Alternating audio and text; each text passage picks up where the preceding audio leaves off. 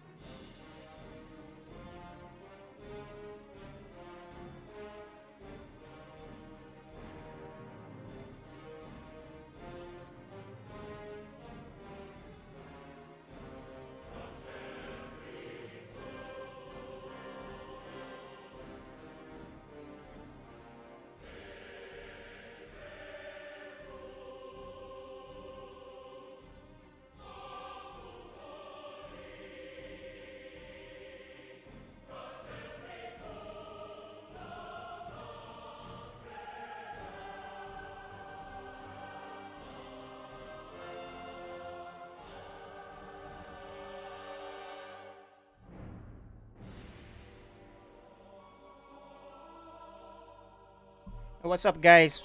We are live with PSL King of the Hill. Welcome, this is KJ Freedom. I'm doing this on a Saturday morning just for fun. We're trying out something. So we're gonna start with ForJumy. Let us see. You guys are ready to go. So ForJumy will replace Ender 1 or PSL Season 2. Can't make this tournament, this King of the Hill, to start as the King. So ForJumy was in the finals with Ender, so automatically gets that spot. Before we start, we're gonna show you guys, we just want to promote a little bit of the SciStorm Esports Network video. Basically, check it out on YouTube, etc. If you can. So we'll be right back, and then we'll get started with this, okay? Hang tight.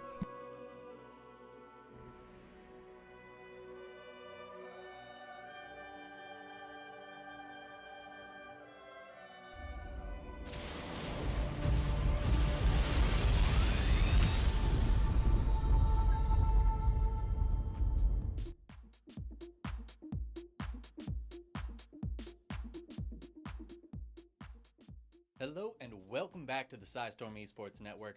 I'm your host Chickman, here to bring you your weekly esports results and highlights. We'll be covering all of the major tournaments going on across the entire esports spectrum. Today we'll be starting with Dota 2. A lot of the Dota Pro circuit going on, and I want to go over that in detail, but first let's take a look at the other tournaments going on and we'll come back on over to the DPC. First up is the 2021 I-League, which finished up week 6 of their round-robin stage with 2 weeks left to go. eHome is currently sitting on top. Bro, to get out alive, the backside, Faith Beyond working through White Album here, Avalanche toss combo and a little TP out, timed it absolutely perfectly. They can't stop him, won't stop him. Money going back in on top of 2, gets called. Now the damage, a little bit suspect, not gonna lie. PSG LGD. Next up, the Pinnacle Cup started their round-robin phase. The Chicken Fighters, who clearly have the best name, are on top after 3 rounds. Gets to cast a duel this game, might have the opportunity in the mid lane. Chrono, though, is going to come through, kisses as well, call down as the duel's going to end. No victory here, but Melojewel winning overall. Even actually decides to use the lasso just to turn around Palantimos, but they get him out of trouble. Okay, so let's take a look at the DPC. There are a ton of games going on every week. We've got 6 regions: China, Eastern Europe, Western Europe, North America, South America, and Southeast Asia. Each region has 2 divisions, the upper and lower divisions. The ultimate goal is to get into the next Dota major tournament, which teams can only do by qualifying through the upper division, and where they get placed depends on their position. As we can see here in the Western Europe upper division, the top team goes straight to the playoffs. Second place gets seeded directly into the group stage, and third and fourth have to play in the wildcard stage. Each region has some variation of this seeding, and we're getting close to the end of this season, so every game really counts at this point. Things are still very close. We'll keep you up to date here on the results as they roll in over the coming weeks. In the meantime, check out these highlights from the last week of games. Buy the shard, he's got the money. Just buy the shard. He should, Buy absolutely. the oh, look at the hex! Do they have it? Yeah, Oh, this but though. the disc and he's committed! Charlie is going to need help! The remnants? There are the remnants! Charlie, someone's got to save him, then force him out to the side. Charlie jumping away. Got the Yule set up. They'll turn, they've got to keep Charlie safe. Charlie falls right to the base. Oh, he's going to be saved! To stop. He's into the fountain. The Wukong's come on. Damage doesn't matter. The cookie gets Charlie away from the Wukongs. They save Charlie. Oh, telekinesis from downtown into the silence, the Orchid, Yard. He has the spear, they get that onto the Kunkka. They don't even have to use it. Oh my goodness, Arena catches They're not done wide. yet. They want this He's gonna go Warlock. for the TP out, they get the sentry, the damage is just there. Get the Tiny. Gotta be 1 down. Now KYXY, he does have the blink, but it might be too late. He'll go into the back lines, but they have the control for him. The Centaur in big danger now, and they will just surround. He will try to stampede away, and it looks like it might be enough, but Ghost will kill off Paulison instead. Does get stunned up though. K1 gets the Abyssal Blade onto the Wyvern, but Axel survives and they've picked off Schofield, has buyback on the clockwork and will need to use it because K1's in trouble.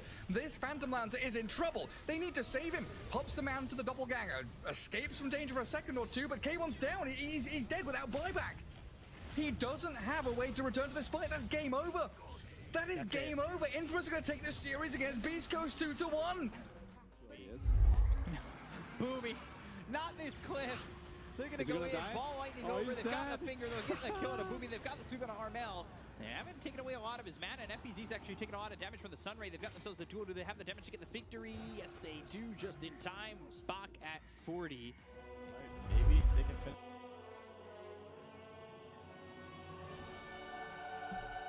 Alright guys, we're gonna get started with this game. It's our first game. It's going to be, guys, it's going to be ForJumy versus Goblin. Oh, excited for this one. That's the first match. We're ready to go. We'll be playing on 2000 atmospheres.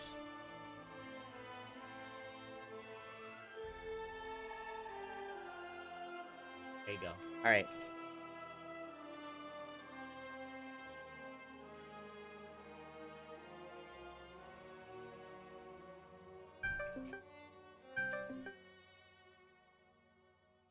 Okay, we're go. I think we're ready to go.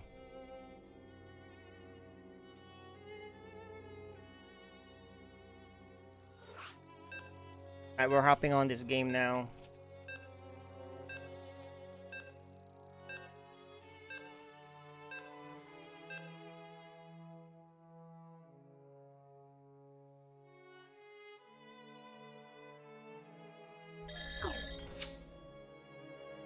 Alright, y'all.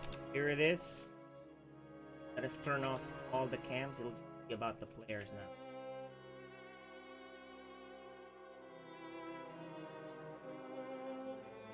Well, welcome, everybody. This is SpeCial Starcraft King of the Hill.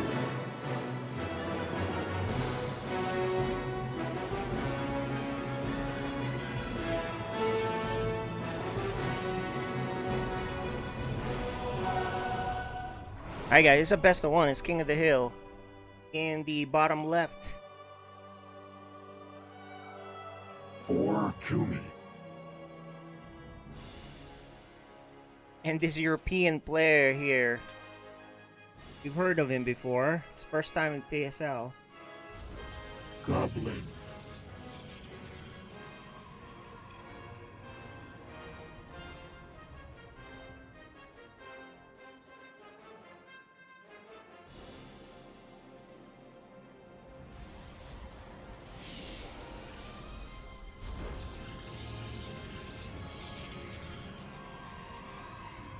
So, gateway openers.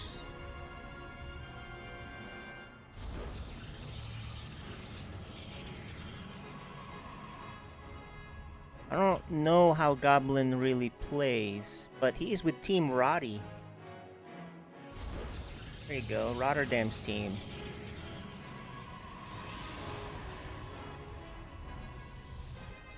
And of course, we know ForJumy from Team Exxon.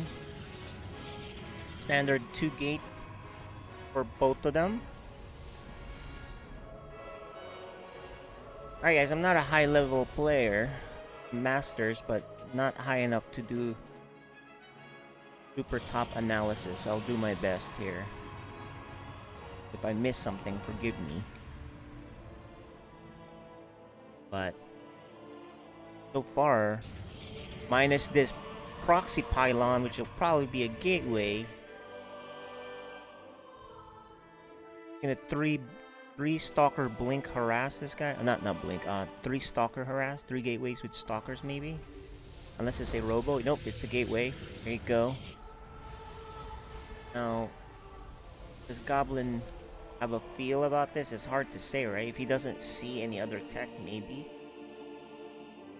Goblin himself doesn't have anything on the map. He's gonna look for a proxy. Going to see it. Ooh, I think he'll see if it gets on that. I think that's within vision of the this tower.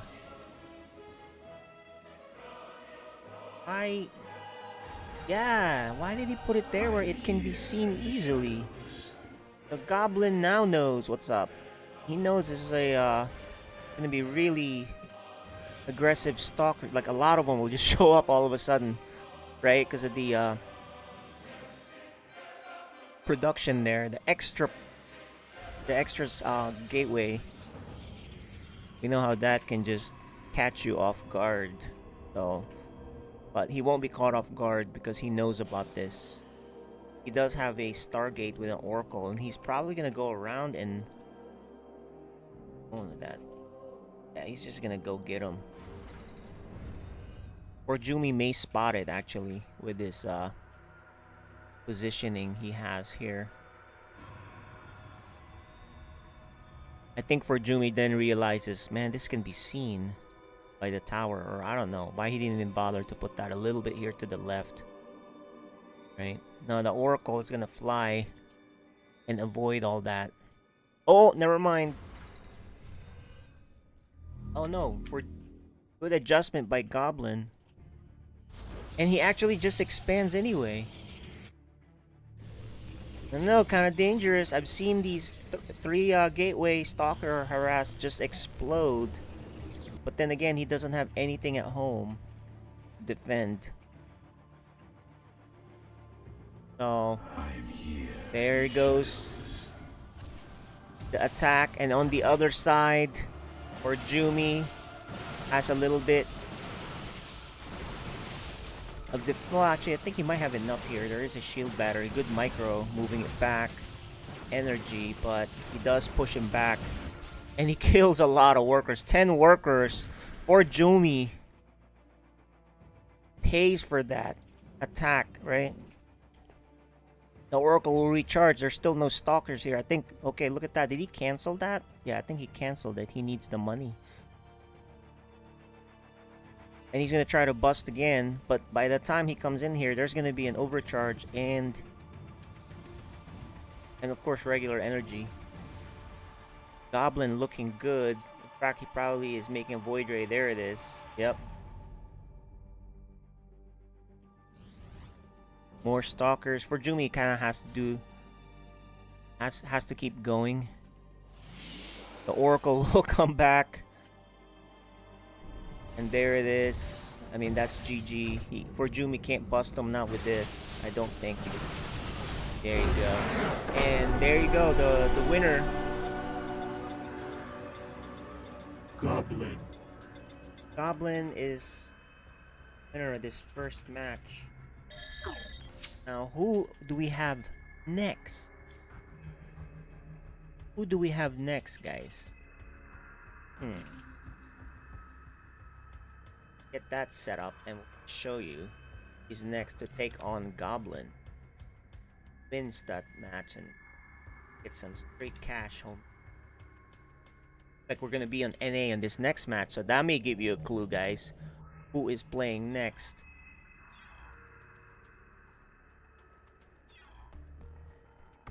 But these King of the Hills can go really fast because we lined up 10 players for this match, for this broadcast. So if they're all like quick games, may run out of players.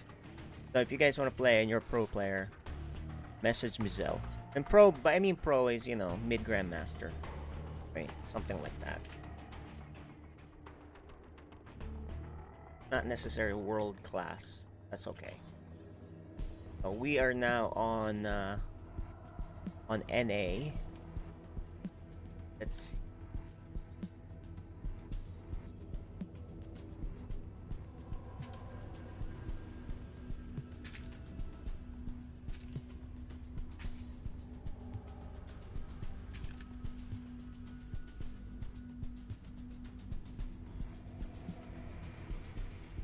All right. Waiting for that invite. I don't want to reveal the player going to be yet.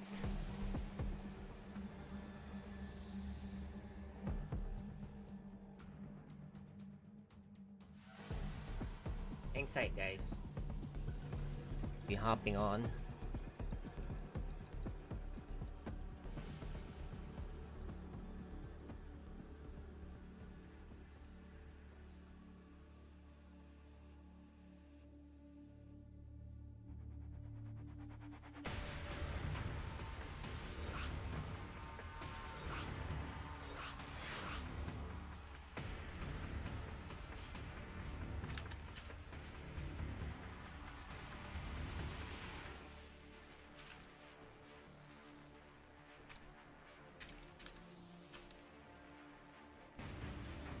I guess they're loading up the game now.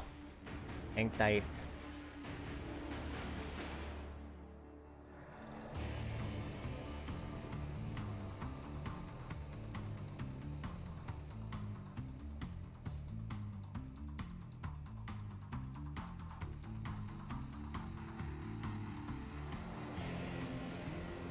Alright, someone's chatting with me too. Alright, let's go do this. Let us do this.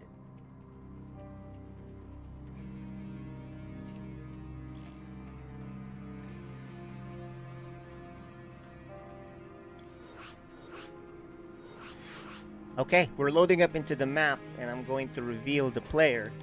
The player that will be playing challenging Goblin is this guy. Cham. Hey, you guys know who Cham is. Oh.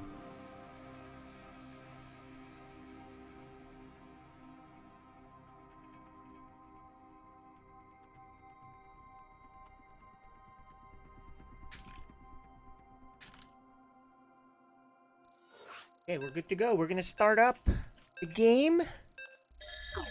It's gonna be Goblin and Cham, a PVZ.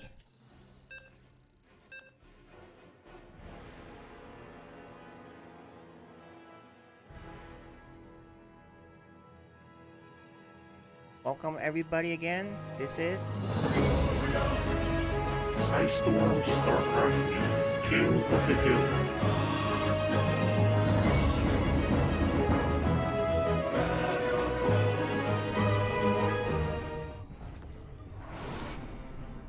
Alright, the winner was Goblin in the last match.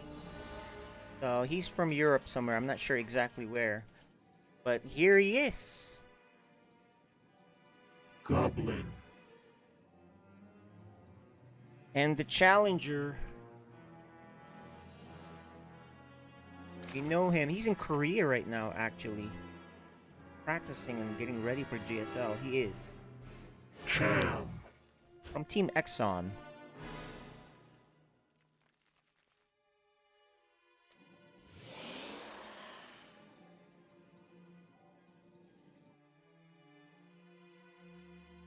Not a 12 pool.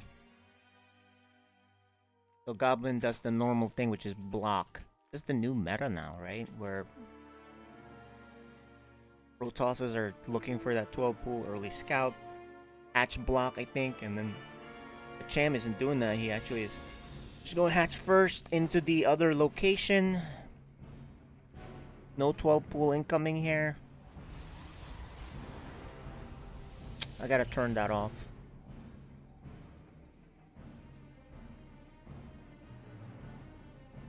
How do we turn off messages so I don't get messages on the stream? Guys, don't want that on there. SpeCial, you can message her in time. Tell him not to message me there until I can turn it off. And he can just go on the next game. Anyway, this is a PVZ. I don't see anything unusual just yet. Just the normal Nexus expand. This is first time on PSL here for Cham and Goblin. Now Cham's a cool dude. Met him a few times. From Mexico. He's in Korea right now. Practicing, training, and going to compete in GSL. So that's pretty cool, right? I'm pretty excited.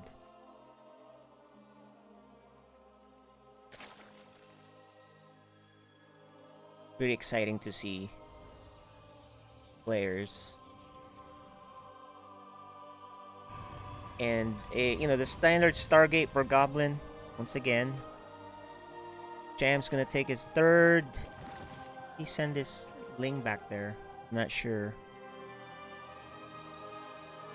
The Adept's coming out. Cham knows what's up. There's one Adept already out. Already doing damage. Now, no kills just yet.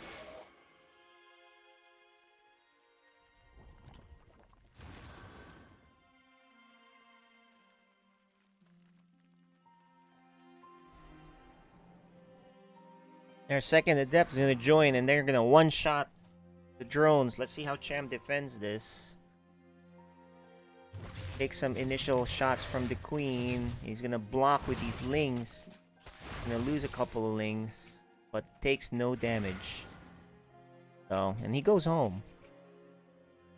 They don't really get too greedy at this level, right? Because they could get run over. Maybe. Where we're at, the Low Masters, Diamond League, you get... you go too deep into this, and the next thing you know, you're getting killed at home. Who knows, right? So they're being safe. I mean, even the shade away, just so he's not too greedy, and he doesn't want to lose these guys, so he's just using that to scout. Doesn't see much. Cham really isn't doing anything other than droning and adding a few lings and, of course, the spores. Oracle is gonna come out.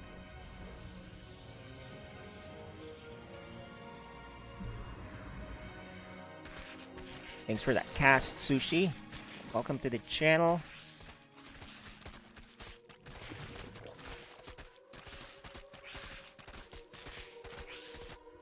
The Void Ray already out that I somehow missed because of my great observing. And the Oracle is out somewhere already. There it is. He's just kind of circling around to make sure his expansion is safe. I guess he was worried about Cham making a flood of lings and preventing that. But Cham wasn't really doing that. So both of them playing pretty safe. And we're gonna go into the early mid game. Oracle comes in here. There's 3 queens, but he's gonna take 3 drones and the revelation. Roach Warren finally coming up. He didn't bother to put a spore here. Just gonna defend with the queens. Ace the tax to the collector, the Oracle. Always take a good players will always kill some drones. Regardless, right?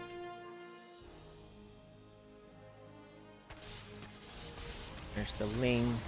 Just using up some energy from the shield battery. Cham takes a 4th base, which I don't think he can defend. Yeah, he doesn't have the queens in position. Too far.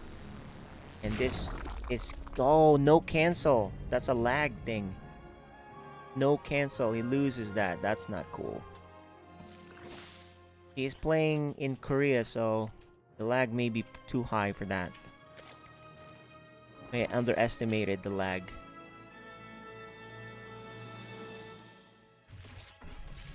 The Ling's gonna go around and see what's up. There's already 4 Void Rays. And the 5th one coming with charge lots. So it's Void Ray, charge lots. Cham tries again to get that 4th base. He's actually expanding to this top left instead of down here. I guess this choke is a pain. So maybe this is better. Yeah, it's a more wide open thing. This kind of makes sense.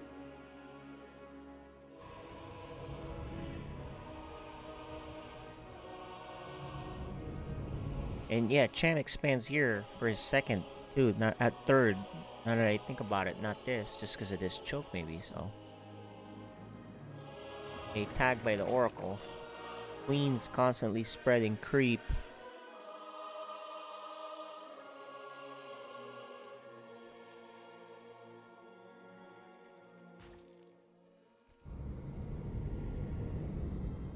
This is best of 1, guys. That's what King of the Hill is. That's a lot of charge and Void Rays here. More than 5 queens can handle, that's for sure. 6 Void Rays, and there's no anti-air. Cham. Trouble. These Corruptors, the worst unit against this. Air unit, anyway. Oh. That's a painful loss. And he's gonna recall, not gonna risk it. Goblin. Looking pretty good.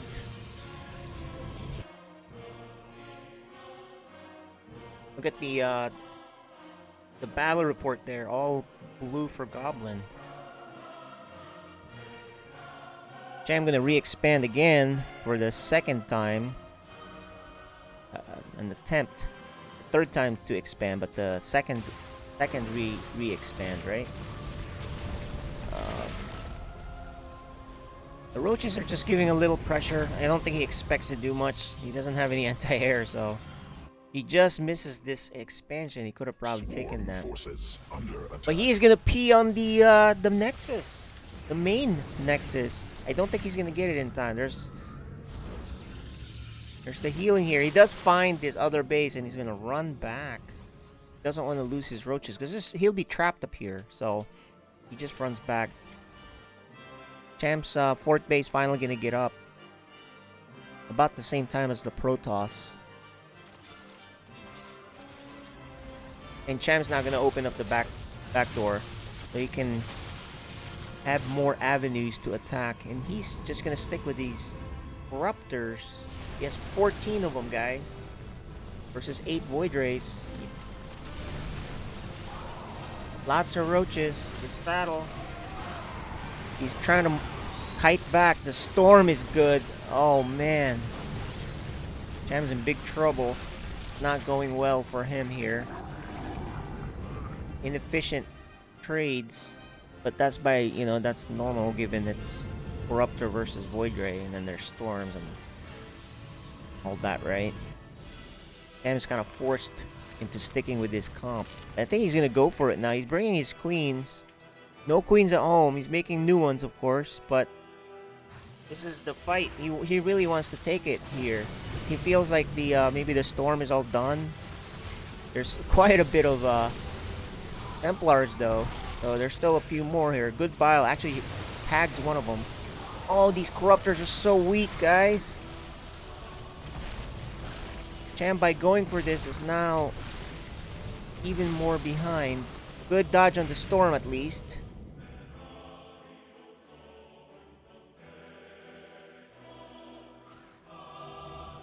Protoss looking commanding here, but Cham's trying to fight back. He saturated his fourth base. It's 4 base versus 4. Fifth base coming up for Cham.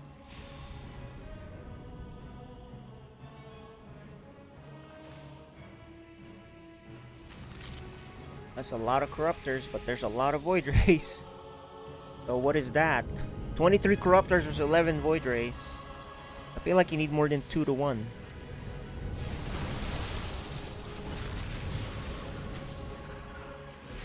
Cham takes one of his own biles. That one, whiffs a little bit. More lings. Cham's droning a little bit behind this. And Goblin is confident enough to go on creep. He's covering his Void Rays with these Archons. Oh, Cham knows he can't fight this, so he's gonna back off. The problem with these Archons, he can't really get on top of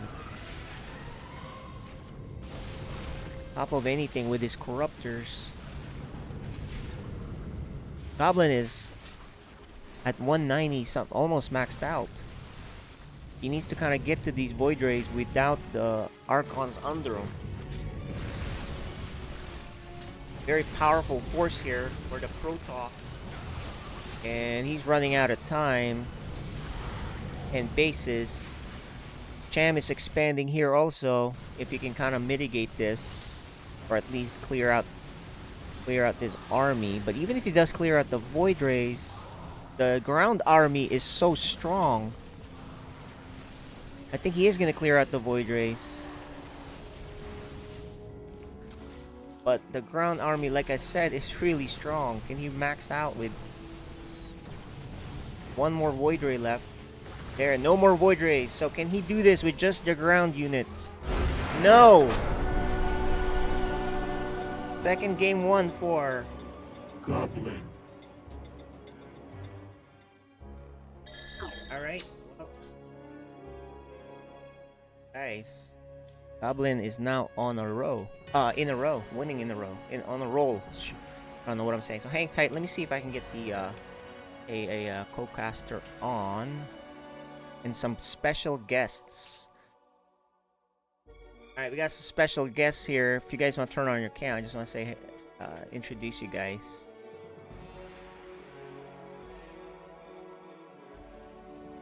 Let's make sure that we can get him on. Hold on a minute, guys.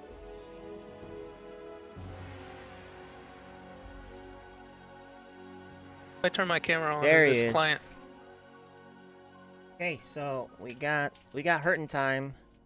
We got a couple of Terrans here, and then of course we got RuFF here, who's turning on his camera. As you guys, I guess it's not. Oh, I know why it's not working. there you go. But you can hear RuFF. He's turning on his camera though. Their special guest. My XSplit actually kind of crashed and it's there we half open. No problem. And that sucks up my. RuFF was just streaming, guys, and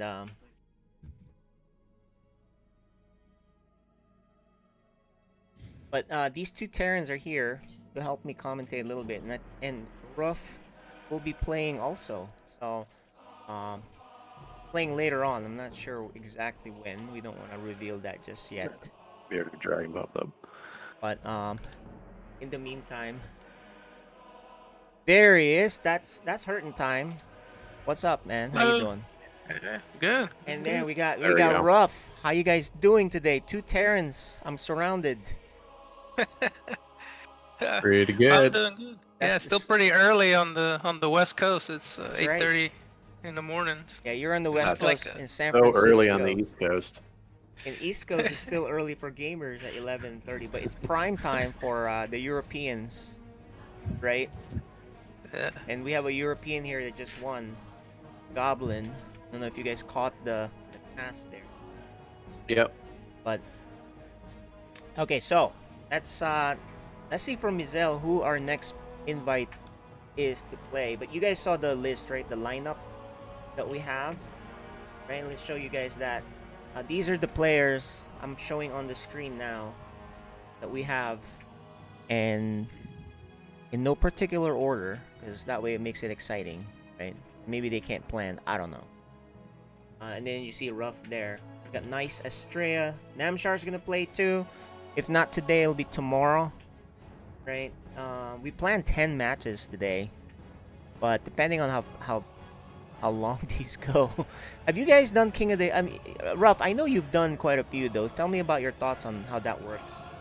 King of the Hills? Yeah. What do you think? It takes a while, like how you try to plan something with King of the I Hill? think because it's a best of one, everybody tries to cheese usually. Yeah. From my experience doing King of the Hill.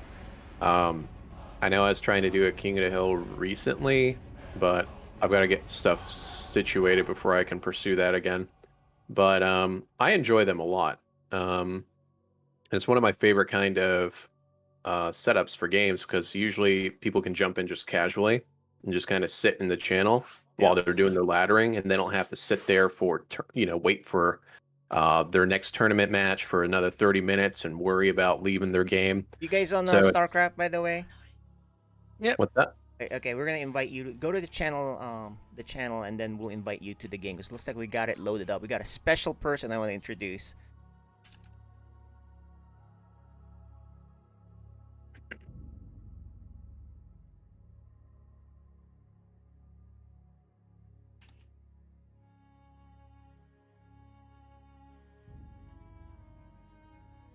So RuFF, if you're on, I think you're on there, right? You're on there. Hang tight, guys. We got a special person here that's gonna be playing. I think this will be exciting, especially for you guys. Yeah. Okay, Absolutely. there you go. Invite. Okay, we're good to go. All right, just to get you guys excited, I'm gonna show on screen who is challenging Goblin on his 2-game win streak here already, and that is someone very special. Right. All right, guys, we're good to go. We're ready to get started. I'm excited. You two Terrans will help me cast RuFF. You didn't get the invite. Make sure you get in there. Invite to game. There you go. Okay. There you go. Now you're in. Okay, let's go. We're ready. If I have to play special. Wow. Well, we that's not the order yet. We'll see. But he is coming we'll on. see. We'll see. We'll see if Goblin upsets here. Because he beat his teammate Cham. Okay, we're ready to go. They're waiting for SpeCial. So SpeCial is competing in another tournament too, so alright guys. Oh, This is me. that's why he's jumping in? Yeah. Well, he was a little bit late too, so anyway guys. We are loading up now. SpeCial versus Goblin. I'm excited. See if Goblin's got some cheeses. Great. Welcome everyone. This is Psystorm StarCraft League, King of the Hill. Alright, it's our King of the Hill map. Yeah, it's one game, right? And you know, even though you think someone is favored, you can get cheesed out, like you said, right? In one game. Mm-hmm. Yeah, anything can happen in a series of one. Yeah, exactly. So, in the bottom left, SpeCial. and who do we have on the bottom right, guys? On the bottom right, got the red Protoss.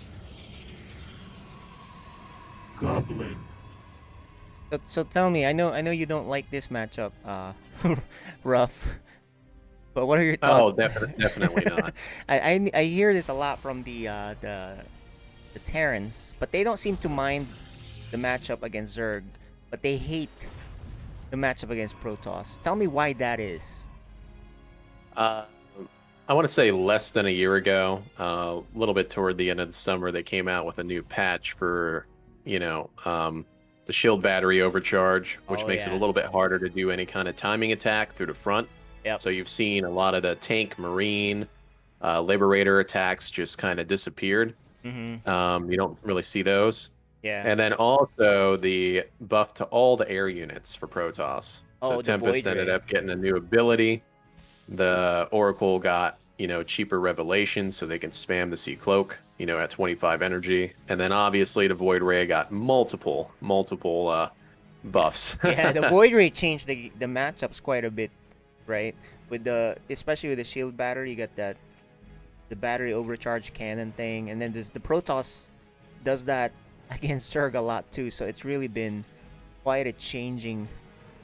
A huge meta blasting change, right?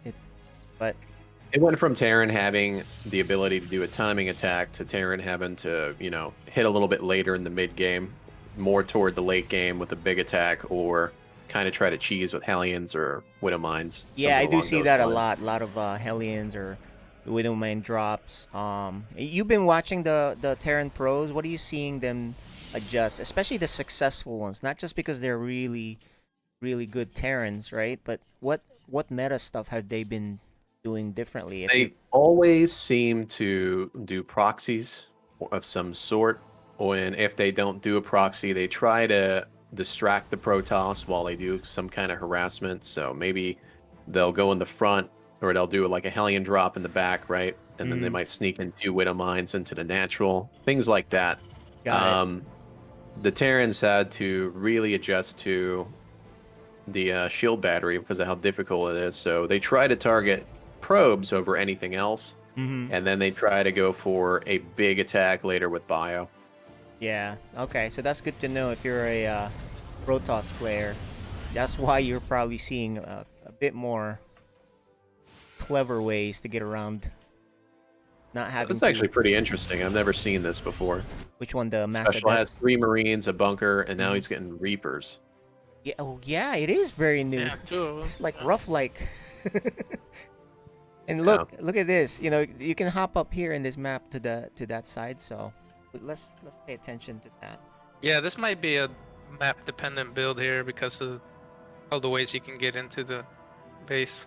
So I have a feeling he thinks that He if saw he it, has though. delayed Reapers, the Adepts won't be in position to suspect it. So he's going to go in and get some probe kills now. He is. It's a very smart build. Yeah, it's pretty cool. Who the heck expects 2 Reapers this late, right? He's gonna lose one of them, maybe. Oh, nice. Nice moves. And the Hellion, which we missed on the other side, adds on 5 total, 6 now. Crazy multitasking. Yeah, that's just 1 Hellion. 6 killed for 1 Hellion, right?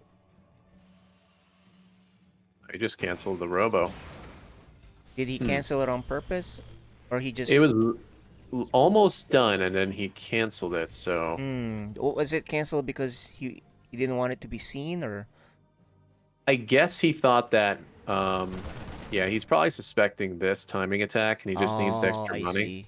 And he knows that there's no Widow Mines coming because of the build order. Okay, well, there you go. He's And adding even shield with battery.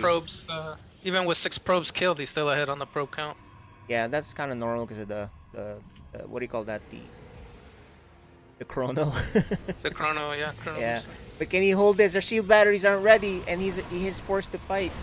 Oh, I think he will hold it because he's got the Got the Phoenix. Yeah, got the Boost. Phoenix, got that important cyclone, and of course, Ruff's favorite thing, the shield battery.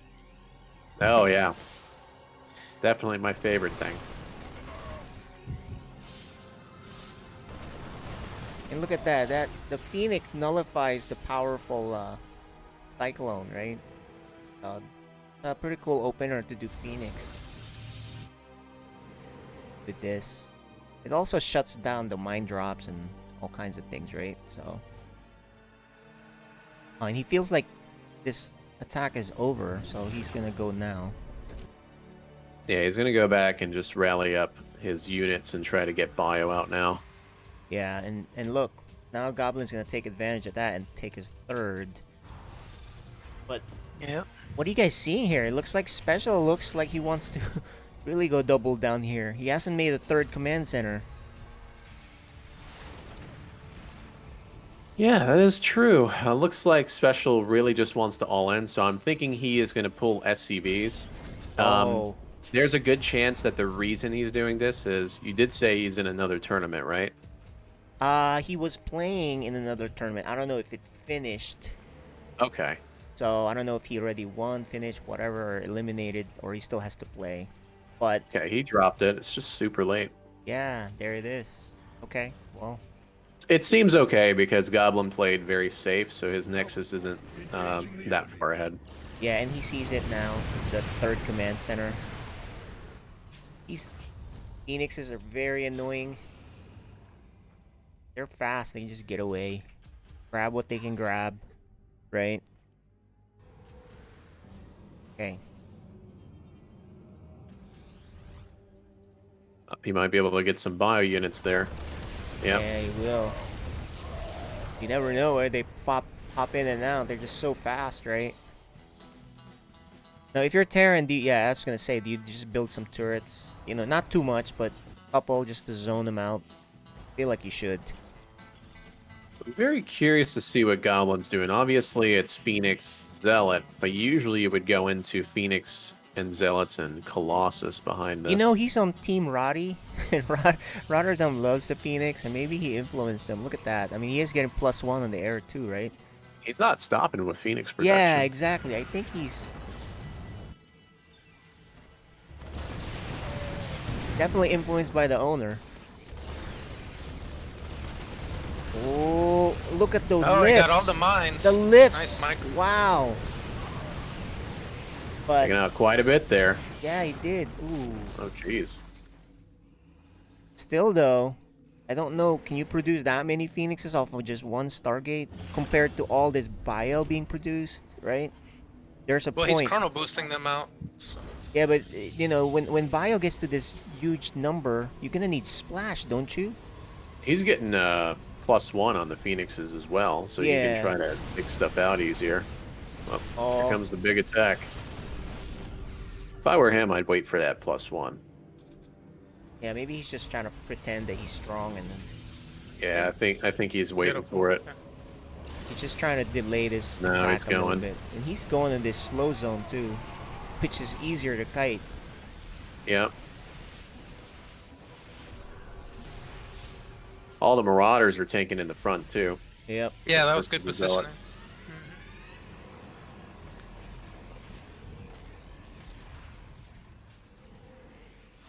This is definitely kiteable. But then he goes to this slow zone, and he's the one running back. Then that might be good for Protoss too. But Some Mortals coming out now. SpeCial. Okay, let's see these mines. The mines are good for SpeCial actually. Yeah. They ended up hitting the Phoenix and bruising the rest of these guys. This is a very interesting match. You don't normally see this like this, right? Yeah, he's actually picking up all the Marines every time too, which is pretty cool, I would say. Yeah, no splash damage, just charge lap Phoenix and now this Immortal. I like the offensive turret there. That special's building. Yeah, that's really good to do. I'm surprised he didn't actually bring more SCVs to help with that, but these mines. Oh, good mine connections. Yeah. That is some great control. Whittling down this Terran army, but there's a lot of infrastructure to produce a lot of Terran bio, right? The Phoenix numbers are still strong though. So that's one thing about this, right? You gotta maintain your Phoenix count. Oh, the mines there, watch out. Oh, is Goblin gonna take this battle? Oh no, he took a big hit. Mine hit. Yeah, that was a big That's hit. a big mine hit. But there's not a lot of bio. He's trying to kill this base. There we go. That's some pretty impressive control here. Wow. This is some micro battle too, right? And look, he sees, wow. He's like, wow, okay. So he held Special's attack. Yeah, with that much infantry too. And no AoE, right? No Archons. And now the Colossus is here, though. The Colossus is here, so that changes things quite a bit.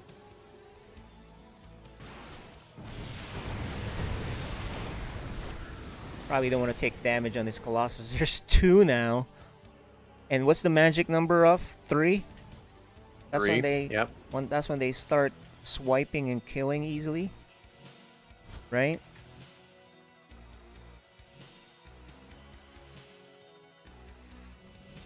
This is definitely looking kind of bad for Special now, since he was unable to get that forward base. Yeah, I think it was pretty good play by Goblin defending that big attack and maintaining his Phoenix number. So Yeah, he still has a lot of Phoenix. Gonna come down to these Widow Mines and how he fights in the choke points. Yep. These mines are gonna get good hits. But by good, I mean multiple Zealots getting damaged, right? There's a lot of ghosts too. As soon as the ghost I hits see. those Phoenix, Uh-huh. Goblin's gonna have a problem. The ghost was a great idea. Was there a mine drop with this guy? On the other side? No, there wasn't. And he's gonna get that observer. The ghost. Here's the ghost. Here's the big fight. Could this do it? He didn't get all of them though. And you know the Colossus is not really shooting the bulk of the bio, right? That. And there's the micro with the There's 3 Colossus. Oh man, Dude, but make that 0. Nice. But doesn't Why did matter. he give up? He did it. He gave up, but the supplies were the same. Yeah. I thought a Goblin was about to pull it off. He got discouraged there at the end. He was about to pull it off. I think if he just sat back a little bit and built his army back up, because he was on 4 bases to like a 3 base, almost all in, I think he would have probably had a good chance there. He probably felt really confident with 3 Colossus. Alright, Colossi, and like, you know what? I can take this fight. That is the danger with when you're facing bio. Sometimes you don't kill enough of it effectively, right? All of a sudden that snowball just wipes out. So I don't know. That was pretty impressive start by Goblin, but Special shows why he's the king. Right? Sounds like it. Yeah, I mean, we know between the two, Special is the one that made it all the way to the top echelons of SC2 competition. Goblin's trying to break in there, right? But Special narrowly gets eliminated, narrowly wins, almost gets eliminated, right?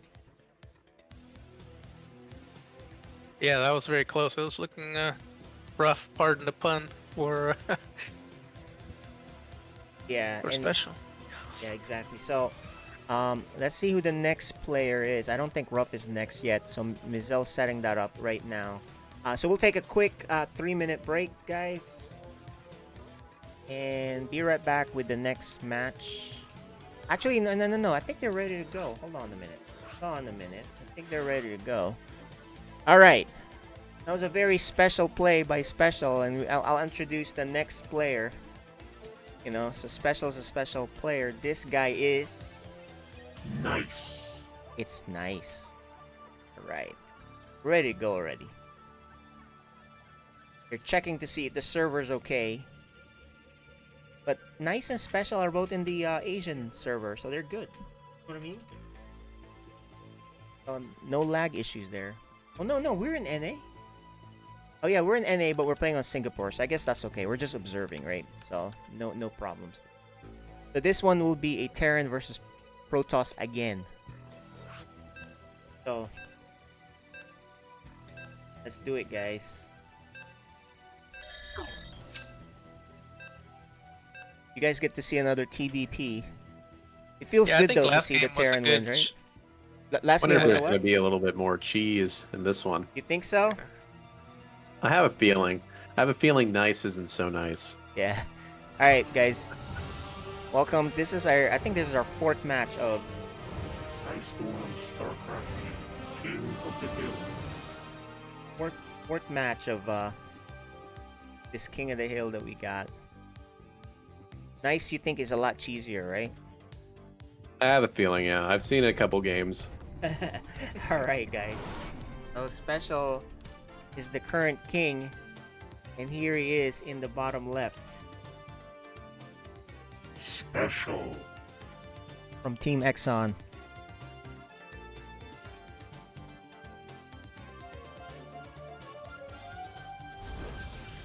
Oh, I might have to watch it from the stream. I forgot to jump in there.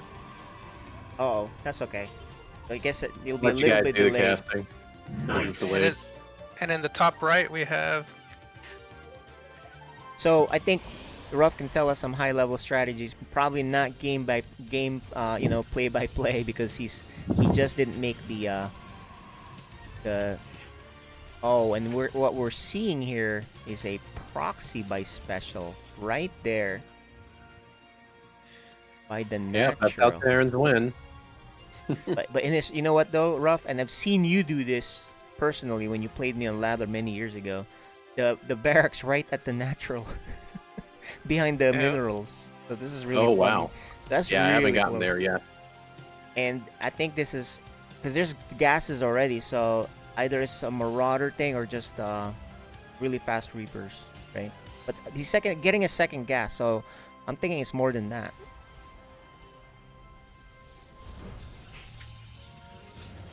Yeah, but Nice, we'll probably see it now because he's doing an expansion build with just one gas. Yeah, out he there.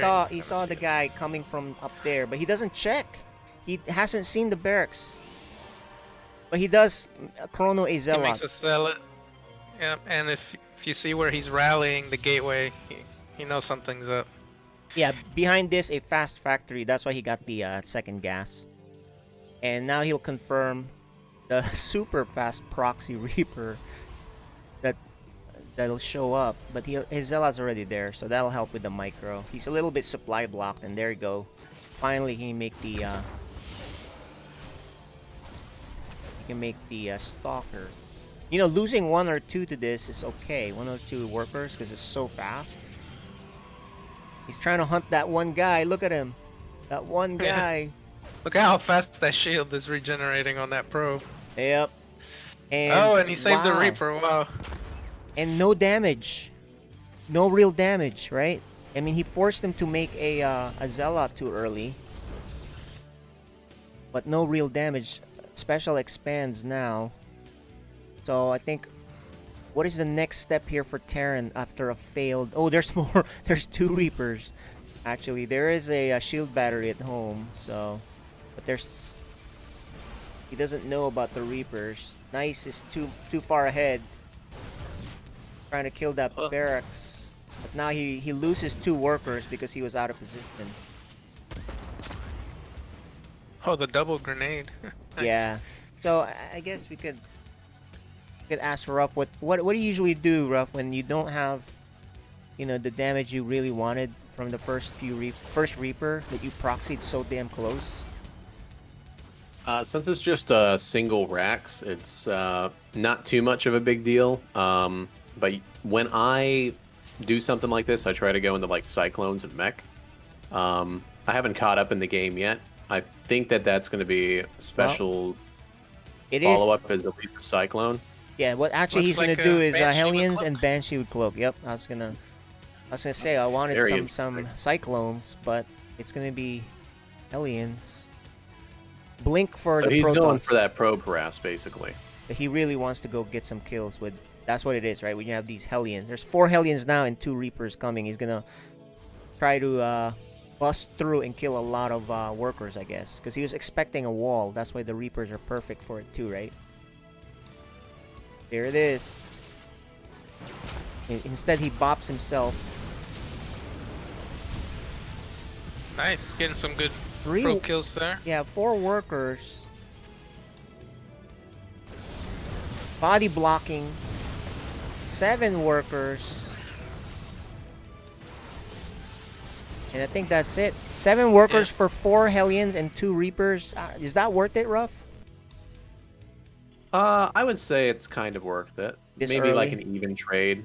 Hmm. It really just depends on when Special's other command center was up and if it was, an orbital in time. Yeah, and there's Cloak Banshee, and there is no Observer out. So, let's see where this... There's Banshee coming out and Cloak... Look like There's nice no is, observer, it going might just drops. be game over. Yeah, okay, he's making an Observer right after the Prism. So there you go. I think he should be okay. The Banshee is just now coming out, so... Blink harass at the front didn't work out.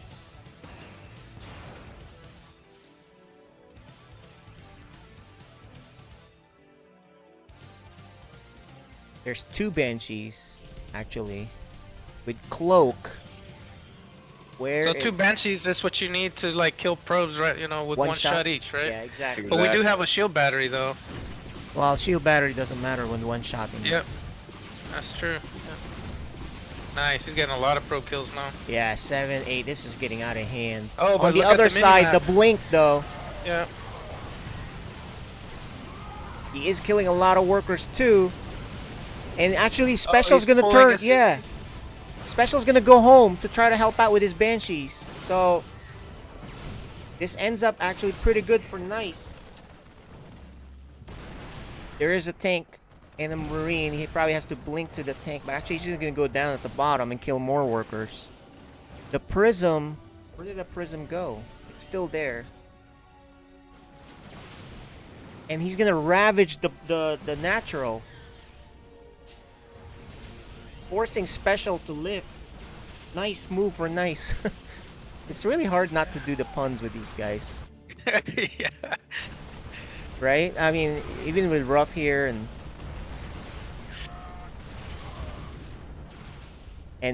but he has 3 command centers. Yeah. Yeah, so he'll be able to get his SCV count up pretty high, plus all the mules. Yeah, and look, the Banshee in the back is still kind of being annoying. Oh, it's out of energy for Cloak, though. Yeah, Looks like. it's probably gonna go down. Oh, he gets it out of the range. But there's no mining for Special for a little while here, even though he has 3 command centers. He'll slowly move up by Piggy leapfrogging the tank. Or not even needing that. He has enough here to push back. He has a Raven too, so as soon as he moves that little forward, he's gonna kill that Observer. There it is. So is Stem research? Must be researching now. It doesn't look like he has it yet. Yeah, he doesn't have Stim. And what? And Special wins. He just. Why did he quit so early? I didn't think he was dead yet, right? Special. Yeah, probably the 3rd command center and didn't do as much damage as he thought he was gonna do. I guess he Not doesn't sure. have an answer for the bio push that he think is coming soon, even though there is no Stim yet, right? Yeah, I mean, if you look at the supply count, it is 72 to 44. All right. Well, RuFF will catch up to it, and he can tell us what he thinks. Yeah, you can tell us why he quit. I'm still trying to catch up with it, but it seems like everybody's a little intimidated by Special when they're actually playing fairly decently. Yeah. I wish more people would just stick around a little bit longer and see how it goes. Yeah, it's It the seems best like of they're one. playing really well. Exactly. That's the one, man. Yep. Feels like both the Protosses had a good chance, but anyway, guys. While we figure that out, we need to take a quick break. So we'll be right back. Hang tight, everybody.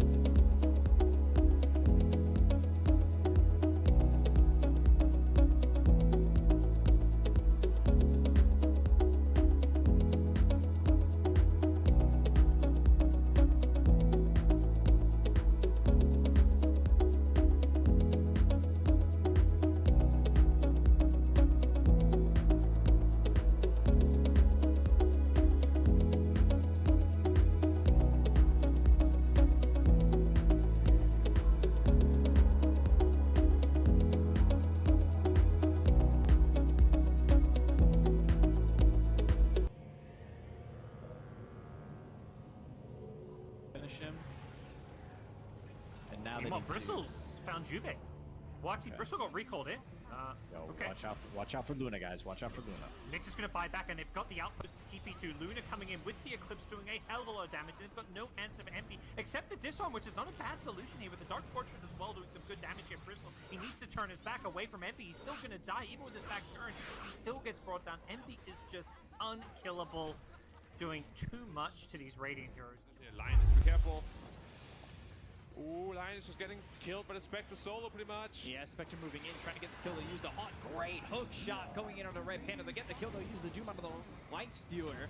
So now, Eurus, he needs to run. They've got another Doom to use, and they will throw it onto Yang. They'll get the kill on Eurus. They look over at Yang. It's not going to be 2, it's going to be 3. Double kill there for Boyoyo. No buyback on Lifesteal, no buyback on Lion. And now Ace doesn't have a BKB for 15 seconds. They need the puck, Blink Strike, to be able to jump over, and Stormer does give it to him. Ace.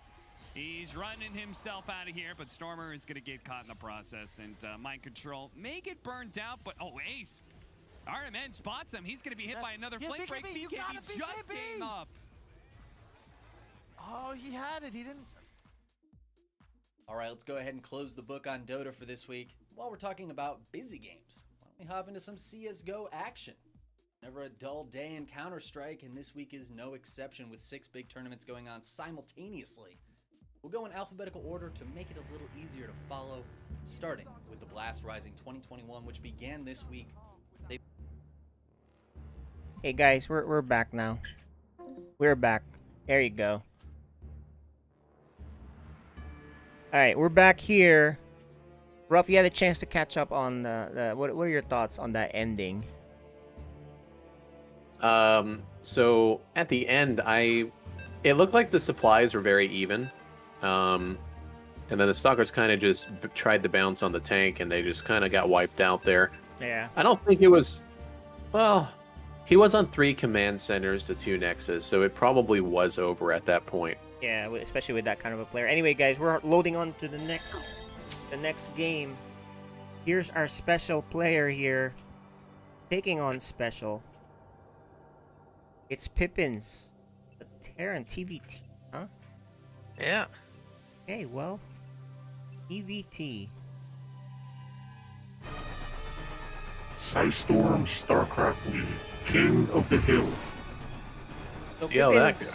PippiNs is a last-minute addition. We don't have his intro just yet, but we do have the intro for this. Bottom right, he's the current king of the hill, current king of the King of the Hill. SpeCial. 2 wins so far. And the top left, he's from Italy, I think. This player, it's PippiNs. Alright guys, TVT, this is your specialty. But what is that going across the map? It looks like we're gonna have some proxy barracks. Double racks. Alright. SpeCial's like, I've never heard of this guy. Let's do a skill check. Well, it's the one, so. But the problem with this skill check is you could lose, right? RuFF, if he defends perfectly, you are way behind or even dead, right? Exactly, yep. So this is a risk by SpeCial. He feels confident enough that I don't care. It's kind of like when Maru does proxies. He's like, well, I'm good enough to still be okay, even if it doesn't work. I'm actually a huge fan of opening up with a Tech Lab and a Marauder and sending the SCV super early to spot if it's a proxy or not. Oh, I see. Because if you think about it, Terran is that race where if you go to their base really early and they're building the barracks, your SCV can harass their SCV, Mm-hmm. kind of like how probes do. Yep. And if they stop the racks to defend their SCV, even just a little bit, your racks gets up faster. Oh, that's a good point. And then you can tech the 1-1-1 faster than your opponent. And so every tech is delayed from your opponent. So it's always really good just to send that SCV super early And in just TVT. harass. Yep. And delay, and then Alright. even if they pull, but if they pull Use the worker, Peter, no problem. using or not. Yes, PippiNs knows it's a proxy now. it's proxy reapers. Let's see There how you he's go. reacting in his base. And what you do here is There's you, the bunker, and then you pull workers too, right, to defend, unless the bunkers finish on time. And Okay, well, SpeCial will be slightly behind if he defends this well. Oh, already Well, so much a lot of damage. SCVs are dying. Yep. Already so much damage. Where is his stuff? oh, he's gonna lose that Reaper. Yeah, he is. And there's the but he does lose his own Reaper. But he get one. Yeah. Oh, and this other Reaper. Okay, well, 3 Looks like workers he's killed. panicking a little bit. I think he's safe now, right? Or oh Well, if man, he gets that bunker up. yeah, this one Hellion. More Reapers coming. Behind this SpeCial, looks like he's going to expand. Yeah, it looks like he's going to expand behind this. He cancels the bunker, he's confident. No need, right? Huh. And he builds his command center on the high ground. SpeCial's actually ahead in workers too, after killing. Yeah, he killed quite a few there. Like 3 Oh or 4. wow. He canceled the command center. What? I don't know if that was a misclick or not. Oh, and look, it Like is a 'cause instead of misclick because there's no reason to cancel it, even if you put it in the wrong spot, because you can lift it. It's not like the Protoss or Zerg buildings, right? And oh man, not good. Reaper's gonna go check what SpeCial is doing. There's a Cyclone coming out. It was 6 workers, by the way, that SpeCial killed. with his 6 Reapers. killed, okay. Alright, let's see what these Reapers can do. Maybe they'll just take out that. But he's gonna delay this command center, maybe. No, he's not. Hellion comes. I mean, the Cyclone comes. I'm actually surprised the proxy Reapers are still getting something done here. Yeah, Cyclone's out now, though.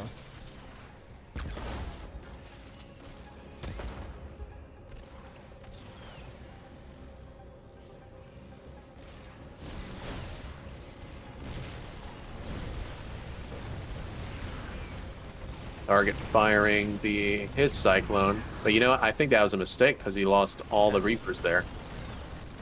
Just trying to get that one Cyclone. Oh, he's gonna get it Going now. in. Oh, there's some micro mistakes here, I think, from both sides, but Yep. he is gonna land safely now. After all said and done, SpeCial still with the 3 worker lead, Yeah, he sure is. but that's not that And much. he's got his orbital. He's This- got his orbital command up also at his natural. How about a little tech? ahead of. What do you think? Who the advantage? Is there an advantage here for Tech, or any? Oh, look at this third command center. Well, SpeCial's going Banshee, and PippiNs is getting his Raven out. So, I think PippiNs is in decent shape. Although, yeah, he's about to fall behind a base. Well, there's another third command center, not on location for PippiNs.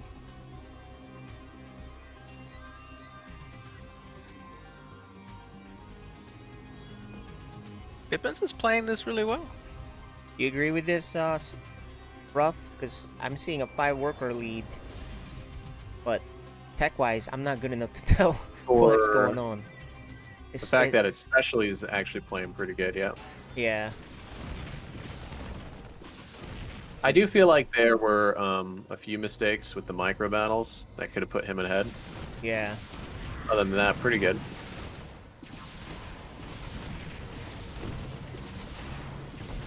Okay, so 8 kills on that Banshee, worth it. Now he has a 13-worker lead. And gets to scout what's up, right?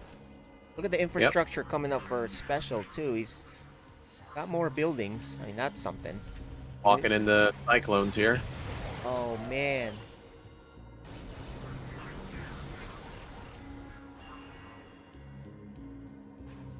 The thing about Cyclones is they kind of zone out the early aggressive attacks, so you know when they're moving. And every time they push out, because they have to unsiege tanks, you can just start locking onto some units. So it's really forcing Pippi here. Pippi. PippiNs, I guess. Little Pip. To basically just sit back and play a macro game where he's going to lose his units. Oh my goodness. These 3 Cyclones. Look at that. Yeah, he's got like, what, 8 kills between the 3? And more. And more, yeah. PippiNs. Oh, that was not a good move. Yeah. Oh man, PippiNs seems like he's falling apart in the micro battles. Yeah, SpeCial's multitasking is pretty good. Indeed. And some more tanks now. I mean, Some look at these Cyclones Cyclones, man. What the heck? They don't even have the upgrade. They're doing work. Look at this. Well, he's getting a lot of value out of these Cyclones. 5, 5, and 3. 13 kills between those 3 Cyclones. Yeah. I think SpeCial might just win here. Yeah, I think so. I mean, look at this force. He's got him on 2 sides. Yeah, he's gonna. Oh, he's gonna get in a nicer spot on the left. Gonna lock that thing down, and it's gonna be over. Yeah. Once you get in position. Yeah. Well.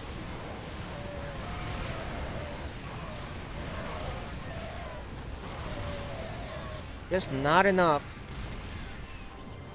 But he does have these. Whoa! Actually, will he clean it up? Not without losing so many workers, though. Yeah, now we have over a 20 worker lead. SpeCial. SpeCial. That's 3 in a row for Mr. SpeCial there. But that last one wasn't that was more of a bigger mismatch. I'd be surprised if their MMR isn't really a big difference, right? I don't know. Yeah, those 3 Cyclones get a lot of value out of those. Really nice work with those Cyclones. Alright, so now let us see who may be hopping on next. Crazy. BBT is messy though. I hate that matchup. I don't know, RuFF, do you like that matchup? EBT? Yeah. I usually like it. Oh, so you like it? Okay, because you know how to use your gadget units really well. So real Terran players like it. Fake ones like me hate it. It's the most balanced matchup. Is that what it is? That's what I'm thinking in my head. There you go. I mean, I played some Terran for fun, right? A couple of weekends ago, right? Hurt in Time, we did some customs, and it's a lot of fun. There's a lot of little gadgets here or there, but just a different way of playing compared to Protoss and Zerg. You know, Zerg, you have to think mass and just. And Protoss is the bully. What's Terran? What is Terran? Terran's what? The sneaky wannabe bully, but then is secretly afraid of the big push, or what? What is it? I look at it as more of just a map control, and whoever makes the first blunder loses. But Sounds so generic. But guys, we have our next match coming up now, and who is it? We actually don't have a graphic for him, but you will see him. And he's a Protoss. We'll give you some clues. He's a Protoss. You've seen him on some matches in the qualifiers, right? And he's from Alpha X. So that's the clue we're gonna give you. So, let's get RuFF in here on the invite. Make sure. There we go. Okay. And Hurt in Time. We're waiting for you, Hurt in Time. Yeah, I just got. Okay, there you go. Okay, so Protoss versus. We haven't seen a Terran versus Zerg. If SpeCial keeps winning, he's gonna eventually run into a Zerg. But he has a Protoss fight here now.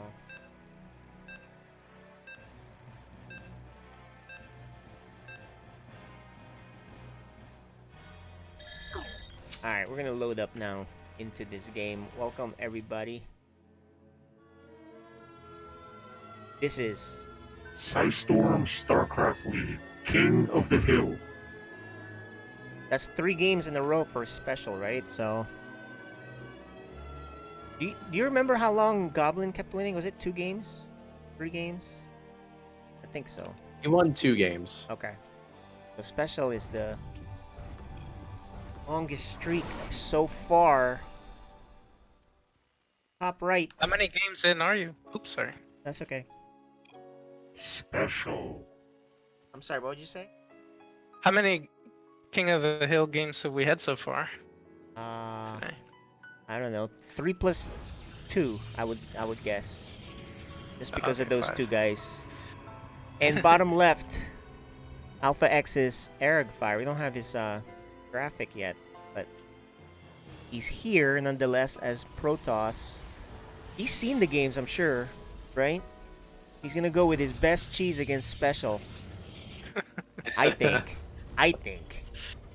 I don't know if you want a macro, and do a completely standard game. Do you agree? If you're facing someone that you think is better than you, and I think we can all agree that SpeCial is better than Arrogfire, right? You have 1 game, you're not gonna macro, right? You're not gonna do a standard game. You're gonna do something special for SpeCial. Yeah, but if you're SpeCial, you're also expecting it, right? So that's not exactly.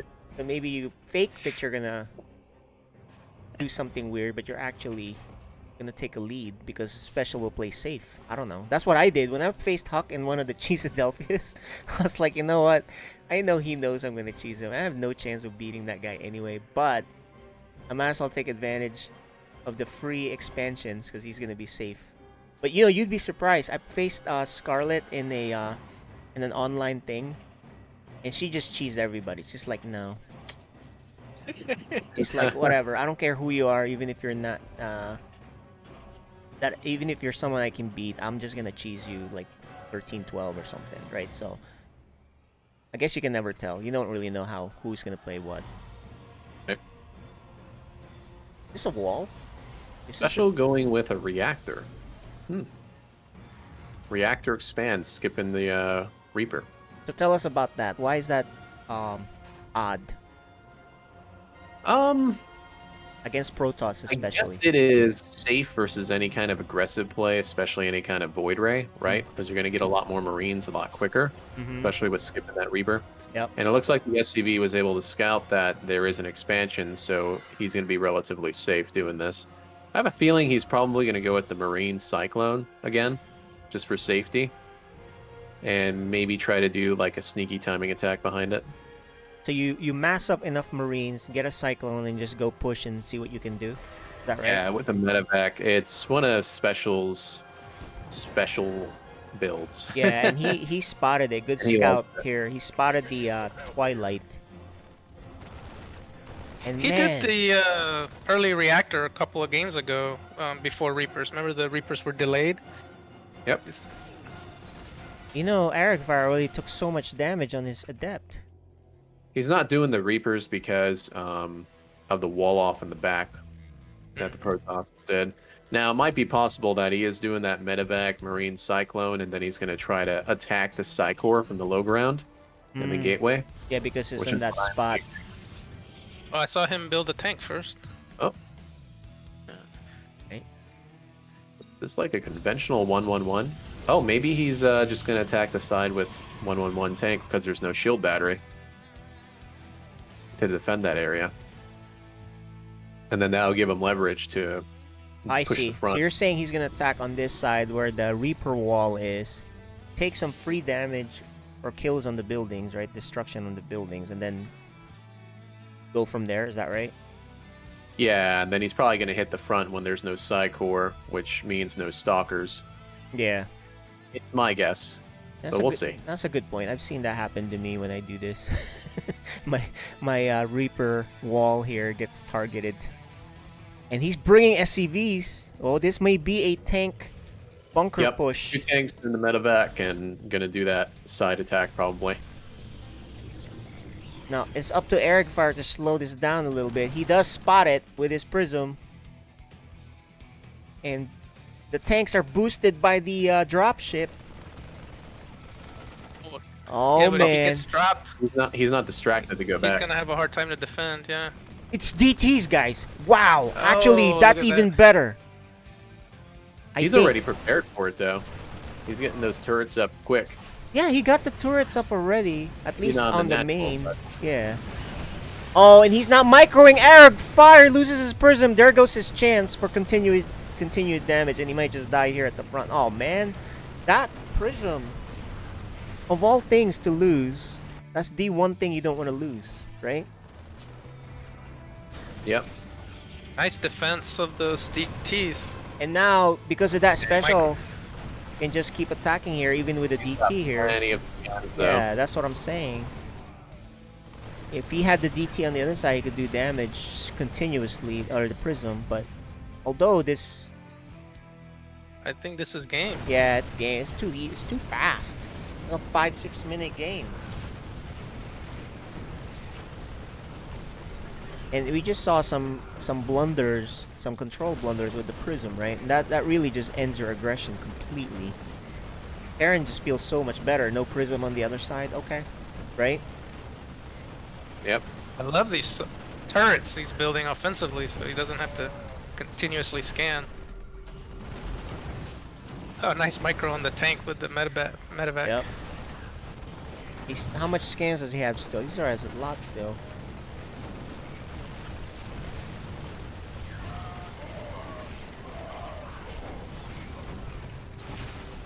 Getting choked out here is Arrogfire. Really fast game. He's still kind of in this, though, because of 3 bases. Oh, he gave up. Well, it is special, so there is that intimidation thing that we talked about. Oh man, It's like he still had tons of probes left. I and then feel 3 bad bases. for Arrogfire there though, because the Prism, if you're doing that attack, that's keep that alive. You have a great chance, I think, right? Yeah, I think one of the things that really screwed him up, though, even if the Prism survived, that gateway was unpowered. He only had 1 in the base that was powered. Yeah, This is the one. he made the things up front, the gateways right up front. But at the end there, I think there was only 1 Cyclone, 2 Marines, and a single tank left in the base versus 3 base, and I think it was like, I want to say 25 probes or so at the natural, and Special wasn't even mining at his natural while he had 3 bases. I feel like he could have probably warped it in, but that's just my opinion. No, I think I agree with like you. They're they're giving up too early, in my opinion. Yeah, and look, the game would completely change if he had the Prism. And I hate to keep talking about that, but that's just the fact of it is his build was for the Prism to harass on the other side and then defend at home, right? But it looks like getting ready for the next game, and guess who it is? Is this who I think it is? Is that right, Mizelle? We have our own special player gonna think of something cool to knock off the current king, and that is that our very own RuFF. There's your. Okay, all right, guys. So RuFF, we'll see you on the other side, hopefully. All right. People will usually root for the underdogs, and you're on our team, so there you go. We have to root. All right, I'm the win. We'll see you in a bit. Good luck, have fun. All right, guys. So he's gonna face the Titan, the King. This will be an interesting matchup. I'm sure he has some builds, guys. So that's the cool thing. Sure, he'll have something, and he has beaten some. One time we had a team league match, and we put on RuFF to play Hydra, and he beat Hydra. And that Hydra was the champ of NA. Oh, he's Korean. That competed here in NA and was wrecking everybody. But he beat him in the one game thing. He had a nice build. Anyway, guys, we are now here for the match loading in. Welcome. We got some fast games here on Storm StarCraft League, King of the Hill.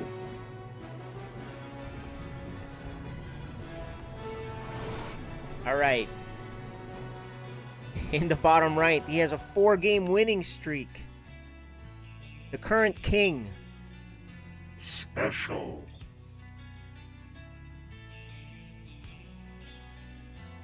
And who do we have on the top left? Hurtin' Time? In the top left, we've got the Master of Trickery for playing for SpeCial. Right, that is RuFF. RuFF. Alright. Let's see what cool thing he'll come up with here. I'm sure he has a plethora of special builds. He just talked about this too, where he sends the SCV harass, delay that a bit. SpeCial couldn't have been listening to the. Well, I mean, he could have the stream on. There's a 1-minute delay, but he must have heard about the delaying his own SCV a little bit. Yeah. And so let's see if he opens up with that Marauder then, like he was saying. But it's not really delayed because, it is delayed just for a couple seconds. The SpeCial immediately goes back to mining, so it's not that much of a delay, right? And he loses a lot of mining time, so I don't know. Yeah, RuFF didn't get to scout the number of refineries, so... Yeah, he couldn't get in. He was damaged so much already. Yeah. But no idea there. But in TVT, it's pretty standard to have 2 refineries, though, so... I guess... but usually there's 2 workers, in the most standard build, you see 2 workers on each refinery, not 3, but they're both going 3-3. So. Yeah. I guess he's just gonna assume that this is the case, right? And not worry about it. And he adds a early reactor. Yeah, reactor. What's he got planned, man? Reaper versus Marine. I don't like that. Yeah, but look at this on the thing. He has a proxy factory and a factory at home. He's gonna have to pull some workers. And look at SpeCial just miss a proxy. I mean, who the heck does 2 factories and one of them is a proxy, right? Yeah. He's gonna take damage, but this Reaper will beat this Marine, especially with the mine there. And he knows, hey, where's your units, man? He's gonna lose that SCV. And it'll just have to be like this. A second Reaper comes. RuFF will eventually hold this off. He'll have 2 Hellions shortly, so... Yeah, he'll be safe, but what's he gonna do with this other factory? He's really getting taxed. He finally kills that, but not after so many workers. 3 workers killed. 2 Hellions here that are gonna go out. Ooh! Oh no, they come back. Another SCV is taken out. But at least it's only 1 for 1. And look, RuFF is going to... Oh, I think he's going to do a Cyclone. Oh, he's going to do a tank. And this for Vision. Pretty cool build here. These are 4 Hellions. There's a Cyclone coming out. So there'll be 2 Cyclones against a tank. And a Spotter Barracks. Oh, but no anti-air. So there's a Banshee coming out too. So RuFF needs to get his damage early. And he is getting damage early now. Trying to gonna run back, and now I think SpeCial knows something's up. Oh, and he loses that Cyclone. Loses the Cyclone. Uh-oh. Let's get another one. The tank is gonna be in position. RuFF doesn't have a second base off this, so just remember that. What's... Okay, he's making a Cyclone with an upgrade, so maybe he can deal with that Banshee, but he's gonna lose the tank, I think. Yeah. He has a... Maybe he can repair it.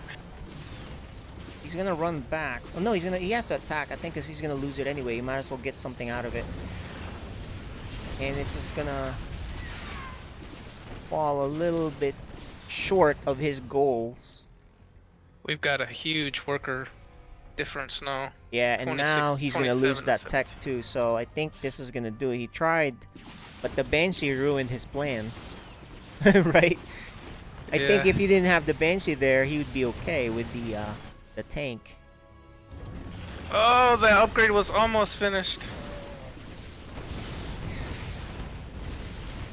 Yeah, at this point, RuFF is just trading what he can trade. Or actually, there's only the 1 Banshee, so... And another quick one. SpeCial. I like RuFF's plan. It's just that I think the Banshee ruined it, but... Yeah. We don't know if that is the case. For sure. So we'll be right back, guys. We're gonna take a quick break here. Games are going really fast so far, right? So we'll be back, and we'll get our next match coming right up. They finished groups A, B, and C so Are we far off stream? with Team LDLC, Yeah, Galaxy hang tight, Racer, though. and Okay. Skate in the top spots there. They'll continue their groups this week. Overpower the teams, but this is too good of a lineup for Plessin. He's missed his shots. This could be all over, but Chazzy, he's gotten his work done on his end of the spectrum. Reeds, 1 kill for him, but he needs to get a 1v3 and an insane defuse clutch. Could this be it? The time is ticking down. He doesn't even have a kit, so there's so much stacked against him, and eventually... The DreamHack Masters Spring played their playoffs this week, culminating in a 3-0 victory in the grand finals and $100,000 for Navi as they take down Gambit Esports to become DreamHack champions. Has to tuck in, they're isolating him completely. Hail Mary, no scope, how is he still alive? He gets away with something, perhaps enough. Barrel, he knows where they both are. Hobbit looking to come up clutch now, looking for the equalizer. Simple, he has been spotted, a slight advantage, he peeks into the AWP. Hobbit keeps Gambit's dreams. The whole Na'Vi squad is here, and another one comes in. Hobbit trying his luck, and 2 in the feed. A slight glimmer of hope. Smokes and kits on Hobbit. If they could just force Electronic off this, but he says no. And another frag available, closing the gap. Someone needs to be defusing, and defusing now. The smoke is there. They're on it. The kit's been recovered. They could actually. No, Nafany falls and Na'Vi. That's The ESEA Premier started their 37th season in North America and Australia. There's still a long way to go for those teams, however, as this was only week 1 of 9 total weeks of group stage play. Ricky with the AWP. Yeah, they got a triple peek out. Will Ricky get a triple collateral? We'll see in a few moments if they decide to peek out in the end. But Ricky's got that angle locked. Ricky pushing a bit forward. Jumps on the barrel. Can he spot an elbow or anything like that? Flash goes up. Ricky misses, but Ricky nails 1. But Valiance and Gyra clean up the rest. And looks like there's a cleanup on long A. And Valiance is bringing the broom as he makes it. Lootbet League finished up their Swiss stage and began their playoffs this week, narrowing down the playing field to the top 8. And by the end of this week, they will have a champion. Has been having a tough game as he's again going to drop early in towards this site. Manezi can't find anything. This is the game done. Onker and Fear, the last two alive. Surely no chance in this one as Nilo is already pushed deep. Runs out of ammo in the AK, but at least he found one. But it's not going to matter. Shut down by Fuzi. Pub League Season 1 continue their Swiss stage. Only 1 week left to go before their playoffs, and right now both EPG Family and Sinners Esports are sitting on top with 3-0 scores. And finally, the Spring Sweet Spring #1 closed out their playoffs this week with Forza taking the 2-1 victory over EPG Family in the grand finals. Dropping in a CT, no, he waits back and goes back to elbow. 10 seconds, gotta plant this bomb real quick. Find Forrester, that's a flick to the head, but 1v1 Lucky, not going for the jump face, sees his man. AK with a swing, can Flit win this on the clutch, sees the head. Well, that does it for Counter-Strike this week. Let's head over to watch some Overwatch, where the Overwatch Contenders Season 1 really started to heat up. All 5 regions playing this week. In North America, the American Tornado took first place as they finished their April tournament. Okay, Hydron, I'm gonna need you to calm down, or I'm gonna call you. I will turn this car around. We have Reaper at home, but when you swap to Reaper to take that 1v1 and it's not gonna work out, the final fight for Dark Mode or American Tornado will be up 2-0 in this series. It starts with a Dragon Strike in the middle of the road that Dark Mode wanted to walk into, forces out the Immortality of Provide.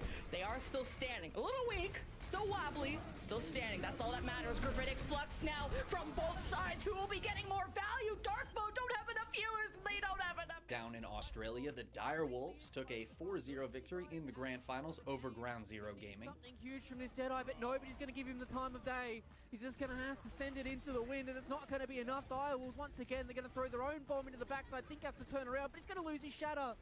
The hands being thrown here from Schmurder, and Jordy's going to lock it up with a tire, but no, nobody loses their life. But it thinks like Dire Wolves are already going to be able to lock out this map after losing at him. The beat gets dropped for a little bit of tempo, but with overtime in Kev, Dire Wolves look like they've locked up Eichenwald. They've locked up a 3-0. They've locked up a series point, a championship point. China began their regular season #2 round robin stage, reigning champions from Season 1 Bilibili Gaming, holding the top spot right now. Europe finished their April tournament with New Kings securing victory over Shoes Money Crew EU in the finals 4-1. And is hiding. Look at the patience, the play, wanting to go in for the death launch into the back. Oh, Sona knew he rolled out of it. Still manages to take out Alex. 2-for-1 trade so far. No one touched. That's it. And Korea has nearly wrapped up their season. Only a few matches left to go. Talon Esports waiting in the grand finals for an opponent. We'll have that result for you next week. But over on in the big leagues, the Overwatch League finished up their May Melee tournament. The Dallas Fuel taking down the Shanghai Dragons 4-2 in the grand finals, taking home the $100,000 prize.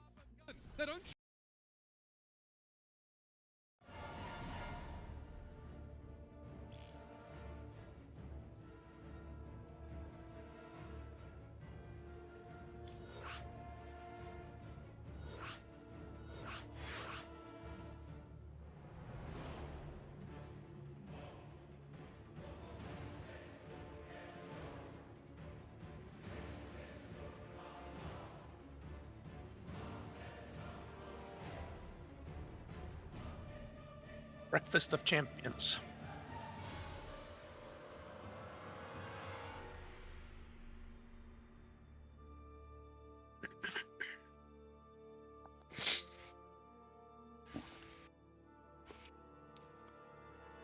Alright guys, we're back. Guys, RuFF is here. Apparently, you know, because we don't know that build at all, right? RuFF was telling us that the Banshee, he has accounted for that, but he was just supply block, so he wasn't out in time. So that's all it was, right? So he's a little rusty, he hasn't tried it in a while. But it sounds like it, you know, you already thought of it, so that's cool.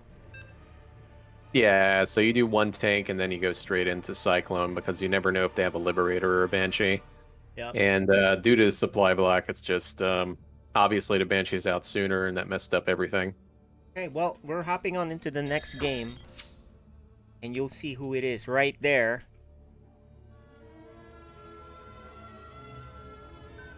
Psystorm StarCraft League, King of the Hill.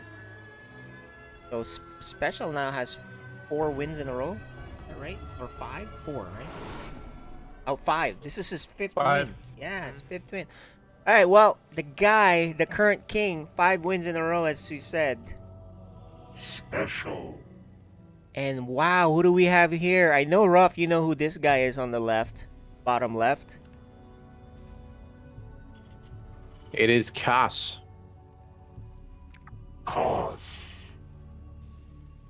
From Ukraine, Team Starcom. So he's been around for a very long time. Yep. You probably played him a few times. If you play on EU, I'm not sure if you do. I don't know if he plays in Whenever I would do EU events, I would usually be around playing Kas or somebody. So, he definitely likes his mech, so I'm kind of excited. I'm excited to see if he does pursue that kind of direction here. Mm-hmm. Looks like we've got another proxy build from SpeCial. Indeed. A single Rax. Very interesting. It's got to be Marauders. I'm not a huge fan of the Marauder 1-Rax proxy, but it can throw off some players. And why is it a Marauder build, you think? Just because of the gas is not going to get a faster factory? How do you know that? Yeah, if you try to get a Reaper out, it'll get countered by them fairly easily. Oh, well, he got his SCV stuck. Oh, no. Can it make a refinery cancel and pop out? That's what I was thinking. It might be easier to do that so you keep the Rax production going. Or just lift. Yeah. He dropped his factory before the Marauder. Interesting. I guess he really wants to make sure the factory gets up as quick as possible. And Kas sees there's some proxy somewhere, and he is going to see it. That's a big deal. He sees the add-ons, and he sees the research. It can only be one thing. It ain't Stim, guys. It definitely he's ain't building Shield. a second Reaper too. I think I'd be building a bunker right about now, but I'm I not think he Cas. saw that it's just a single Marauder, so I don't think he's too worried about it.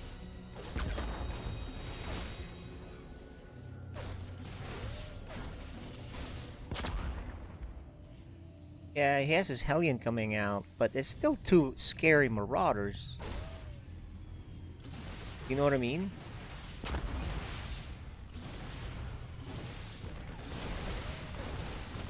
And look at that eBay for spotting. Oz playing with fire. I almost feel like he's not too scared, but that may be a problem. Cyclone's coming out. It's like these guys are defending with as little needed as possible instead of over defending, and now he has to do a worker pull. Workers. Right? And I think Kas is fine though. He hasn't lost an SCV yet, I don't think. a nice trap here.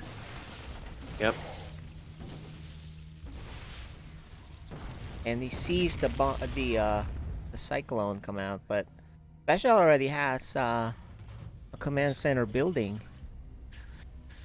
What is that, a third? He's got 2 command centers building. No, that's a Oh, what is starport. that? That's a starport. Oh, never mind. Starport. Sorry. Look, he's just checking to see if a Marauder's popping out. Surprised he doesn't do a lock-on thing, but I guess that marks the end of that, because SpeCial is now giving up on that proxy, of course. These 2 Cyclones, we see how powerful 3 were under SpeCial's hands. The SpeCial knows. But there's his own Cyclone, and he can get slowed. Oh no, he didn't expect this other Cyclone to be there. He doesn't pull all the way back, and he's gonna lose one. But he does take one of them. I feel like he didn't need to lose one, but... The tank is out now, though.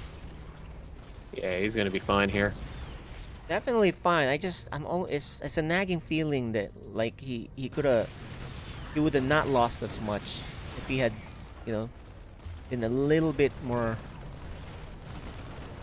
Well, so far it looks like defensive. Koss is ahead in supply. So. Yeah, nice, very nice. Good start for Koss. But you don't think, you know, him defending a little bit more, especially with a bunker that you can cancel, right? Wouldn't that be like the safer thing to do? Didn't have to do the worker pull, even the worker pull itself, right? That costs him mineral mining, right? Yeah, but he did a terrific job. I mean, nonetheless. he did for sure. I was just wondering, what is the reasoning behind that, RuFF? You always want to defend with the least number of things possible, and if things go haywire, okay, I'll just pull the workers. Is that what it is? Like, what's going on with that? Yeah, usually that way you don't overcommit and deviate too much from your builds. So it really just comes down to like a micro battle. So Koss was able to identify, obviously it was a 1 Rax instead of 2. 2 is very rare. He might have died to 2, but just a 1 Rax is more common. So that's probably what he was expecting. And here's a Banshee. You know, the eBays are just now getting up, so this is going to cause some problems. But there is his Raven. Okay. And he does get it. Very nice. 3 for 1 Banshee. Great trade for Koss, I think. Yeah, I think SpeCial realizes he's a little bit behind here, and he probably wants to do something about it. And by doing that, he falls further behind a little bit, right? So, but I guess you have to gamble a little bit, like. Yeah. So he is moving forward. That's a good base for SpeCial to take because then his main base can't get sieged at that point. I see. Yeah, that's a good point. I have a feeling though that SpeCial is lacking just units in general. He only has 4 tanks and a Raven, which means that the Raven I think sees Koss might win this. Yeah, the Raven sees is down coming. the tanks. Exactly. Yeah. The Ravens are coming. The Raven's coming. The Raven sees it. He could lock down all 4 tanks if he's got enough energy. Yep. Koss just has to micro this just right. We've seen some blunders, but Koss is not a noob or a new guy, right? Nervous. He's been around for a very long time. Oh man, I really want to see him commit to it. He should. He's gonna go on the side before he gets too many units out. Okay, he just added a few more units. He landed his base. This is it. If he wants to do the upset, here's the lockdown. Here it is.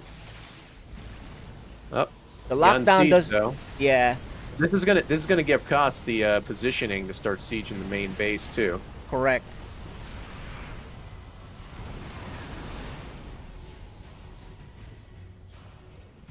A great start here for Koss.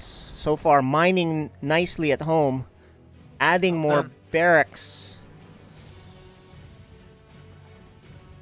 Yeah, SpeCial definitely doesn't want to attack that. Has a lot of tanks on the high ground though, so it's the air control slightly in favor of SpeCial.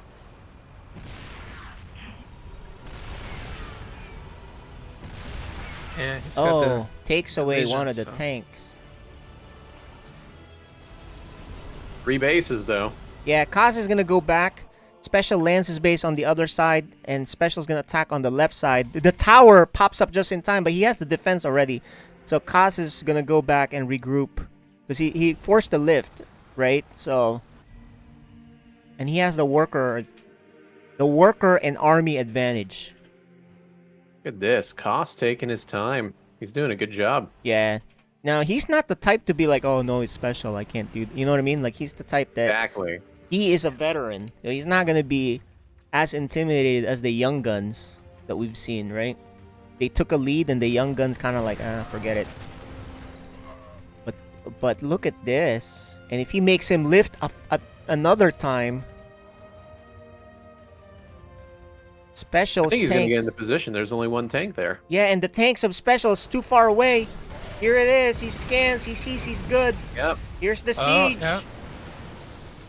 This is good. He sieged first and it's in position, so. Terran is about positional advantages with these tank lines. He's taking too much He damage. might lose this command center if Actually, he loses if you focus the fire. Vikings. Either way, he's not mining he's on gonna 3 save it. bases. Yep, delaying the mining still again. Costa's gonna.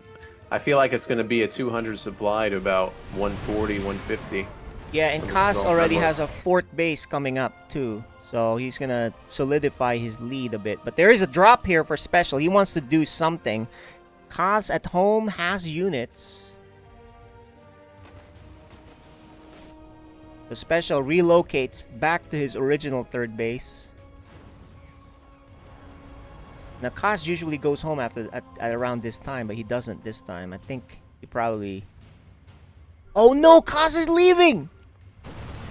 And Kaz will get his command center canceled. SpeCial, good moves here. He's gonna wipe out a lot of workers, but will he lose his army? He does lose the army. Okay, so maybe that's not worth it, right?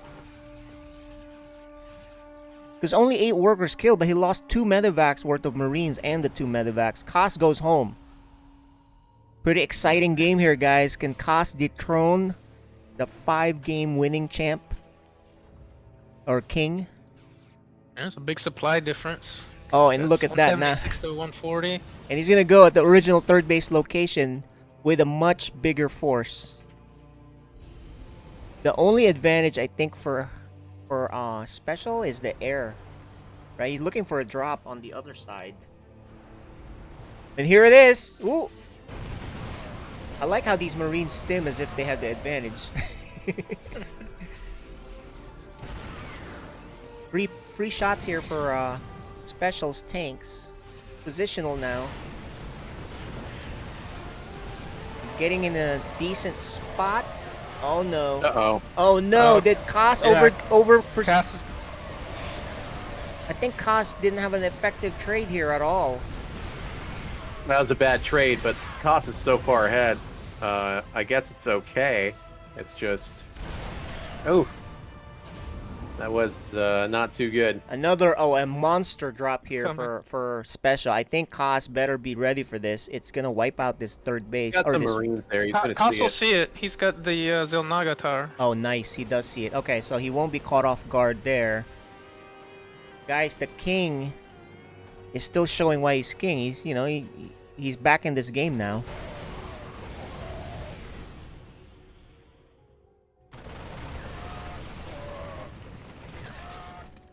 SpeCial is going to be in a tight spot here. Yeah, I think the problem there was Kaz tried to force his way up a choke, too, right? Yeah. Right. And he needed to get rid of those rocks if he wanted to do that. It seems to me like Kaz can just starve out SpeCial, though, if he just plays, you know... Yeah, that's true. He is running out of just mineral. limiting his expansions and... Yep, and Kaz makes a planetary. Okay, he does it. Like, forget that choke. I'm just gonna lift up here.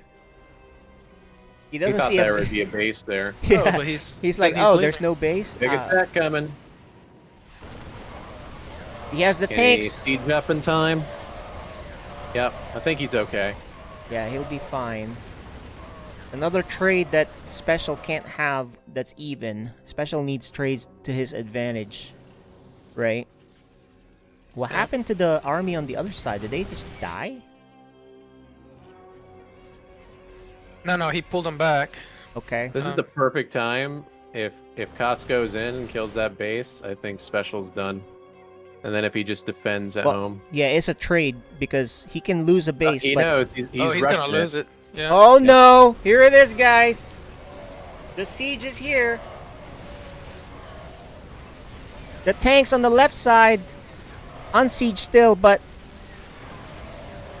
how good of a trade is this? Kaz still with the lead. He will lose everything, but yep. Kaz What would you guys have done there? I mean, would you have just focused the command center and killed it, or? Yep. Yeah, that's what I would have done, I think. Kaz knows the counter is coming. He better be ready. That's a lot of tanks. He has liberators coming out. This may be the push SpeCial needs to come back and win this game. Is pretty starved out, actually. Yeah, he is broke, or at least not mining as much, or well, we knew he wasn't, He but has to win with this in order to win. Yeah. This is do or die. there's a right lot here, of tanks.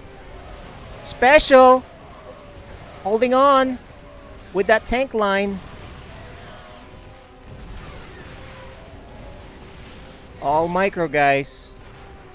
Okay, this Liberator is about to come out. That's gonna be a big deal. Gosh, you better not leave. Are we gonna see an Better upset not. here? Here it is. That's tank siege. The Liberator siege. The tank positioning on the right is getting some free damage. The Liberator will wipe out the tank. Nice. And the Nice. upset. Wow. We have a new king.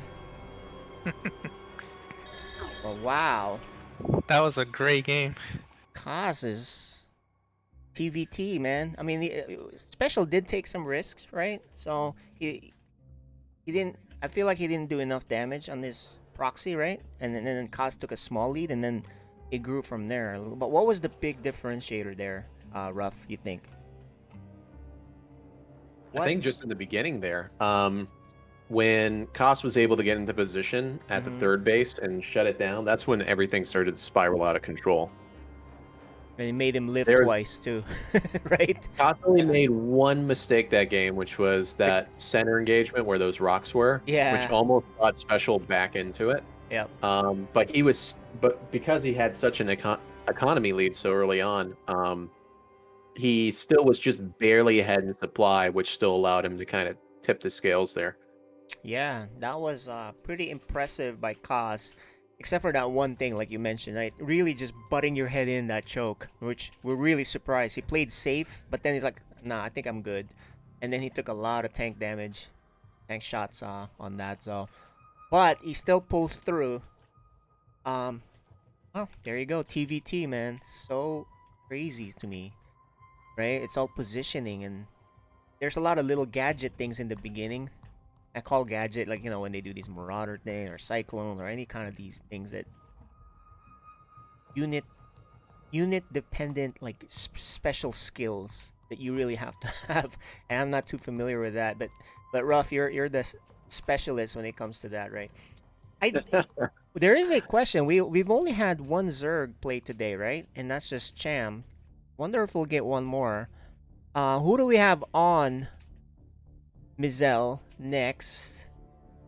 Let me know. It's like this is the first time I've seen we have a lack of Zergs. What do you guys think? And we have a lot of Terrans. We had a lot of Terrans. Yep. Okay. I like that. Get to watch awesome Terran players do their thing. Great. And we got you guys, Terrans, here. So we'll line up the next game. We'll be right back. We're gonna play one quick ad, and we'll be right back, guys. Hang tight. We'll start right after this. Yeah, that was nice. Cass kept his composure. He didn't overreact to the.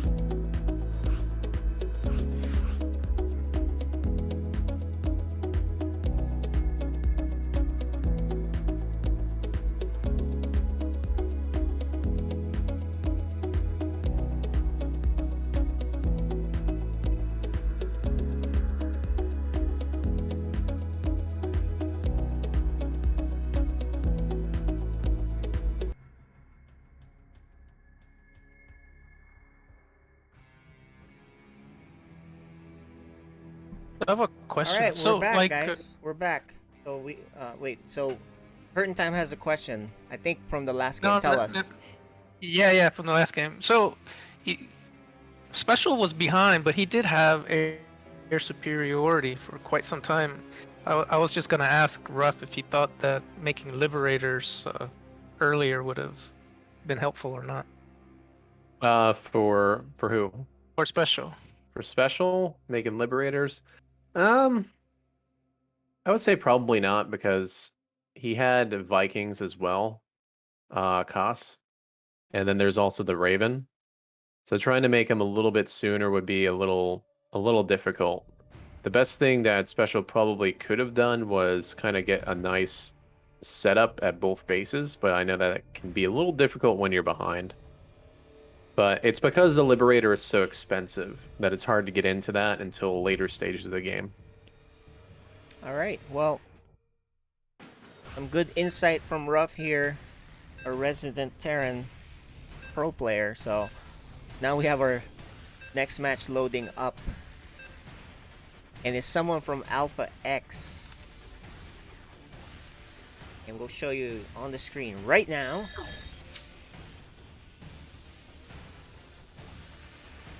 It's a Protoss player.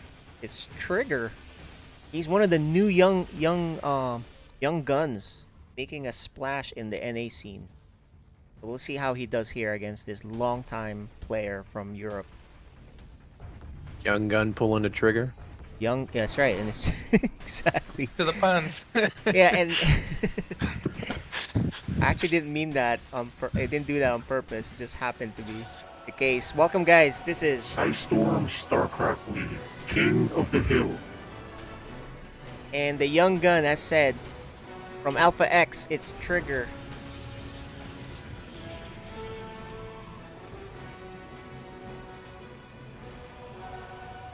What do we have on bottom left, guys?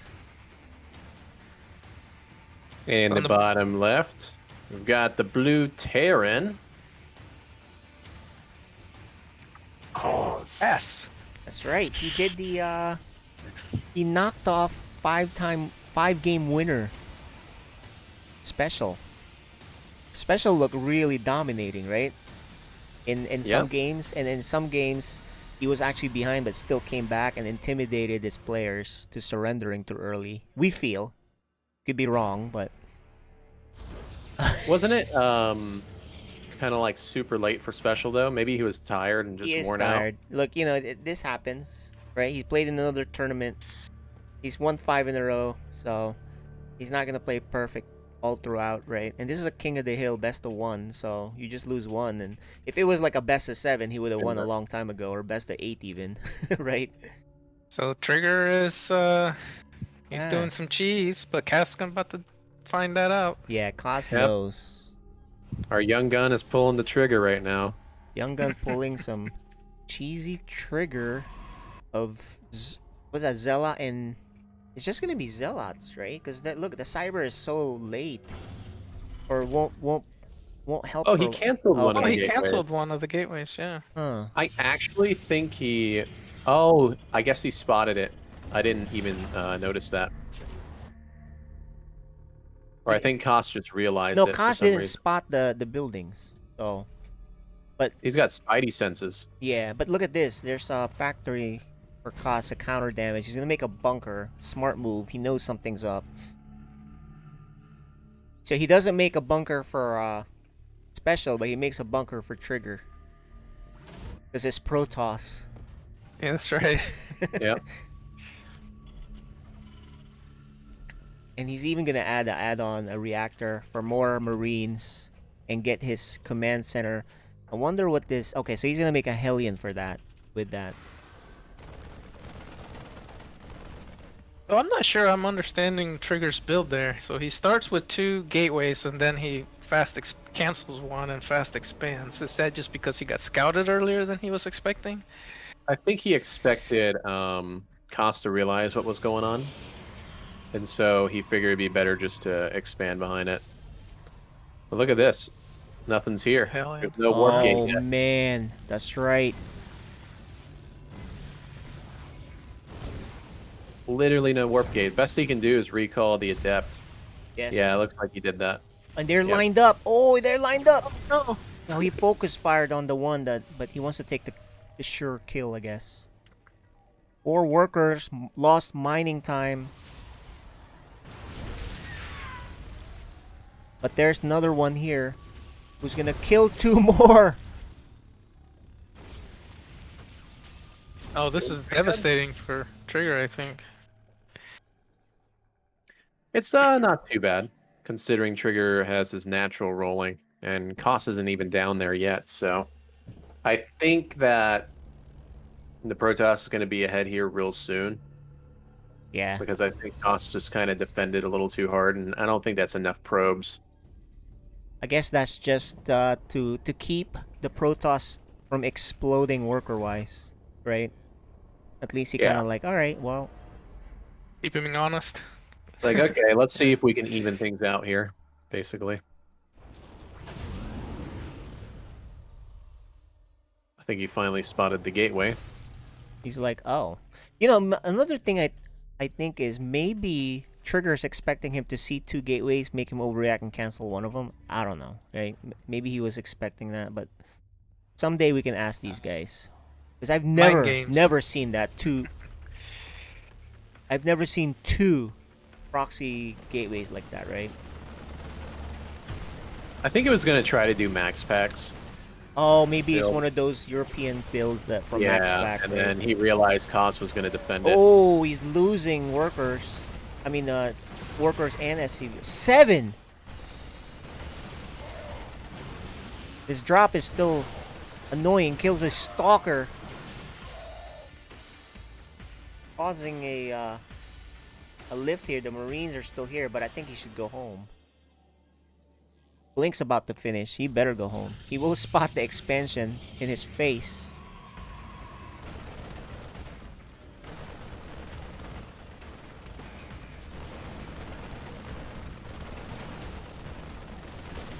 No micro here. He really wants to kill that. Oh, I think I would have just killed that pylon. Almost there. Maybe one more shot. You know what I mean? I don't know. Yeah, he could have probably traded a couple Marines, because, I mean, they're still... That's 57 dangerous. hit points. Yeah, that one... Anytime there's a pylon alive close to your base, and you're facing Protoss, man. You gotta kill it, yeah. Gotta kill it. He's just gonna sacrifice this to scout with. And what does he see? Nothing new. Okay, it's time to get rid of this pylon. There it goes. Stim is about to finish. Protoss third base about to finish. Terran has a third base coming up. these stalkers, man. They know their range and they have blink, so you know, facing like that big army is like, whatever, I have blink, I can get out of here. Yeah, blink stalkers are such a pain to deal with when you don't have stim pack yet. Yeah, and stim just finished, so there you go.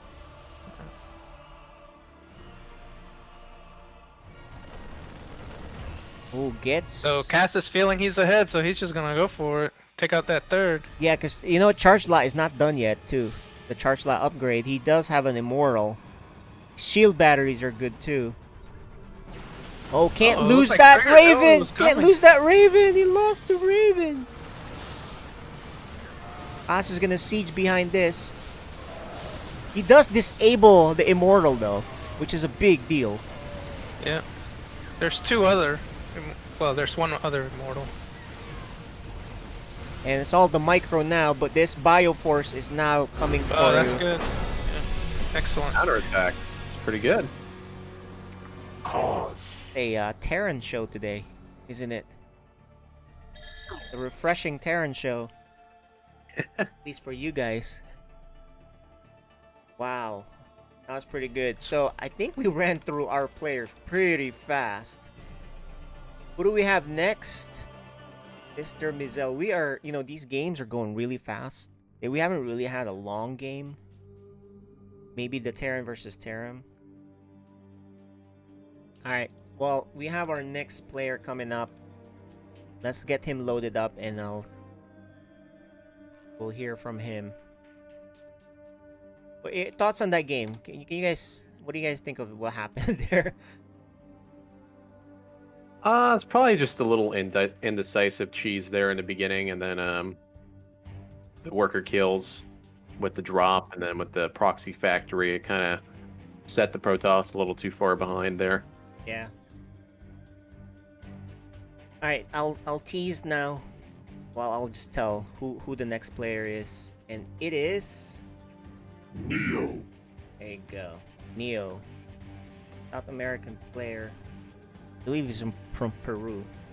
And guess what, guys? It's another Terran. All right. The Terrans all came out swinging for this King of the Hill. They were all ready. We actually depleted our player pool for day 2 tomorrow already, so we're gonna need more players. So if you guys want to play, let Mizell know, or and then we can revive on the next broadcast next week. But as of right now, we used up all the players for day 1 and 2. I think we only have the list there. Tomorrow we'll see another Terran, Euthermal, right? We have Nux, Bistork still on the lineup, Namshar, Astrea, and Ryan. So okay, guys, we're ready to load, I think, here. Okay. On Blackburn. It'll be a TVT. Do you guys know Neo? I do not. Nope. Does he stream? He played a lot on our PSL. He has some fans too.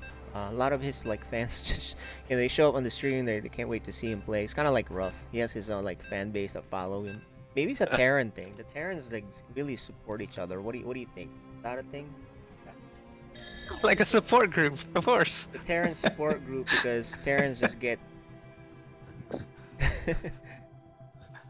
Yeah, we need that Terran support group. Keeps us sane. Yep. All right, guys. This is our King of the Hill again. So how many players are left? We have a list somewhere. Giselle's managing that. I think if he can post the link on the stream, and we can take a look at it. But you guys introduce the players. One for each. So go ahead. All right, I'll go first. All right, so in the top right, we've got Cass, who's won 2 impressive games in a row. All right, and then the bottom left-hand side of the screen, we've got ourselves the red Terran, the cranky Neo. Neo. And there you go. The Kaz has 2 games won already. Looking for his 3rd. I'm pretty sure. I think these 2 guys played each other in PSL. So, and I think Kaz won if they played each other. So we'll see. We'll see how this one goes. We've rotated maps, so we're back to here now. What do you guys think of this map? I hate this map, by the way. I mean, I hate it for if I play Zerg, but when I play Protoss, I like it. What do you guys think? I don't like maps with the gold minerals. I just don't. Yeah, there's I gold. like maps with gold minerals. The only problem is this is actually, once you get out of your natural, it's very wide open. You'll see that there's giant ramps and wide open areas. It's actually very good for Zerg, especially when you blow the rocks up. So it's a super open map. So how come I've seen on some casts they keep saying this is a Terran map? Why is that? Well, there's a lot of high ground for tanks. Maybe the close air positions and maybe setting tanks up in that little area or something. I don't know. But from my experience, it's just so wide open that even the Zergs will grab that kind of gold base very quickly, and they'll blow those rocks up to start defending it. Mm-hmm. And you can literally see everywhere. It's just giant ramps, giant open areas. I do honestly feel like it's very Zerg based. Got it. So we have a dissenting opinion here saying this is a Zerg map. And what about this somewhat island in the middle that you get into by, if you get rid of these rocks, you can get in there, but it's somewhat of an island in the beginning. What do you think of that?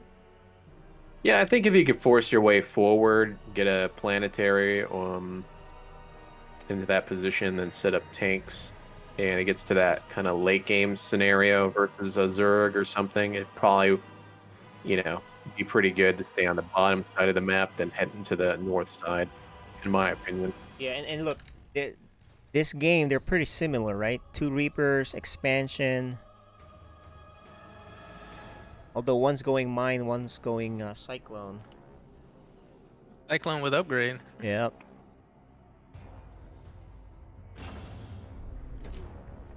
So not super aggressive like the other TVTs.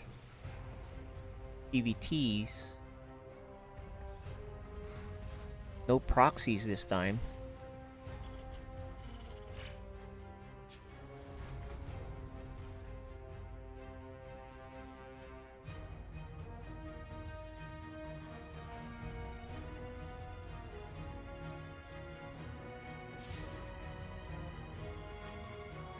And there's a starport. Wait, what is that floating to the right? It's down on the bottom middle. Yeah, he's sending the barracks. So it's going mech, maybe. Looks like a mech player. Yeah, so 2 factories for him. Meanwhile, it's 1-1-1 for Kaz. That's why he's getting the Cyclone upgrades. He's gonna use that thing to harass and spot. Yep. Yeah. It's kind of exciting to see some mech. Yeah. Haven't seen mech TVT as much, huh? Nope, sure don't. And so tell us why that's the case. Why do you think mech isn't as popular? You know. It's because the new meta with the way the Raven's been changed complements bio a lot more than mech players. So instead, when players would get a Raven out, they would use like the auto turret, they would use point defense drone, you know, to kind of stop attacks, right? But now since they've changed it to where the Raven locks down, you know that a lot of Terran players will open up with Marines and a couple tanks with Raven. That Raven is meant to lock down those units, which makes it a little difficult to open up with mech. That's true. High value too when you lock down a mech unit versus a, you know. But let me ask you this though: that Raven chain's been out for quite a long time, right? We still had players that are almost exclusively mech, right? Like Gumiho, remember him? Yep. But is that because he's just so good at it? He's like, yeah, I'm still good. I have other ways, or. I haven't seen Gumiho play in a while. He's back from the military, right? He is finishing up. He's not officially back. Okay. For those that don't know, he played on our team, Storm. So, but when he was playing, he was mostly mech. He will pull out a bio build here once in a while. In fact, the I problem think is that was 2 years ago, and mech has changed quite a bit since then. Yeah, what changed? And was there an upgrade or change? In that time, definitely the Raven got a little bit of a change with the lockdown. What was the change there? Was it longer lockdown? Changes. I don't remember what the change with the lockdown was. What was it? Oh, it was 50 energy and it went up to 75, so it got nerfed. Oh, okay. I guess the major Raven change that I remember that I know you weren't a fan of was, remember they had the point defense drone and other things. Yeah. That was a while ago. That was like a few years now, right? Yep. The Raven has seen a lot of changes for Terran. Point defense drone was pretty awesome. Haas making his presence known here. Gonna get rid of that pesky barracks. Does he have enough to stop this army, Neo? Yes, it certainly has a good amount of tanks.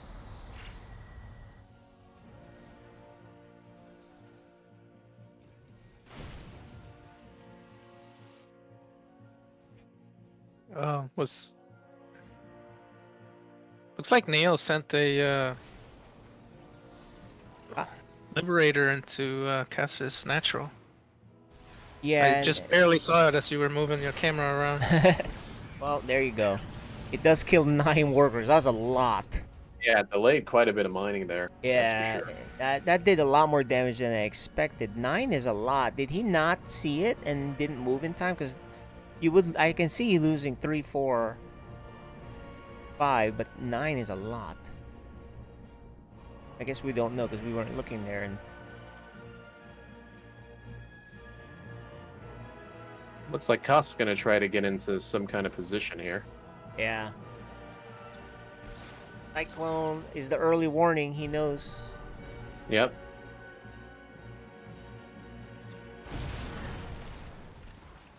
Yeah, it certainly has the tanks. It doesn't have enough because there's disable. No, it doesn't use disable. He uses the. Yep, that's what I'm talking about right there. So if you're bio, you can hit a timing with Ravens where you might just fall behind as a mech player and get punished. But Yep. wow. Okay, I guess he killed enough workers too, right? Yep. Third win. Third win in a row. Might have been different if Neo had a planetary at his third, but hadn't. Although your third, usually you want to stick with the orbitals. Yeah, so 3 wins in a row for him, 5 for SpeCial.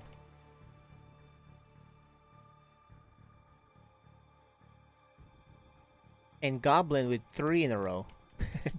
Right? So those are what we got so far. But that makes it 11 games already.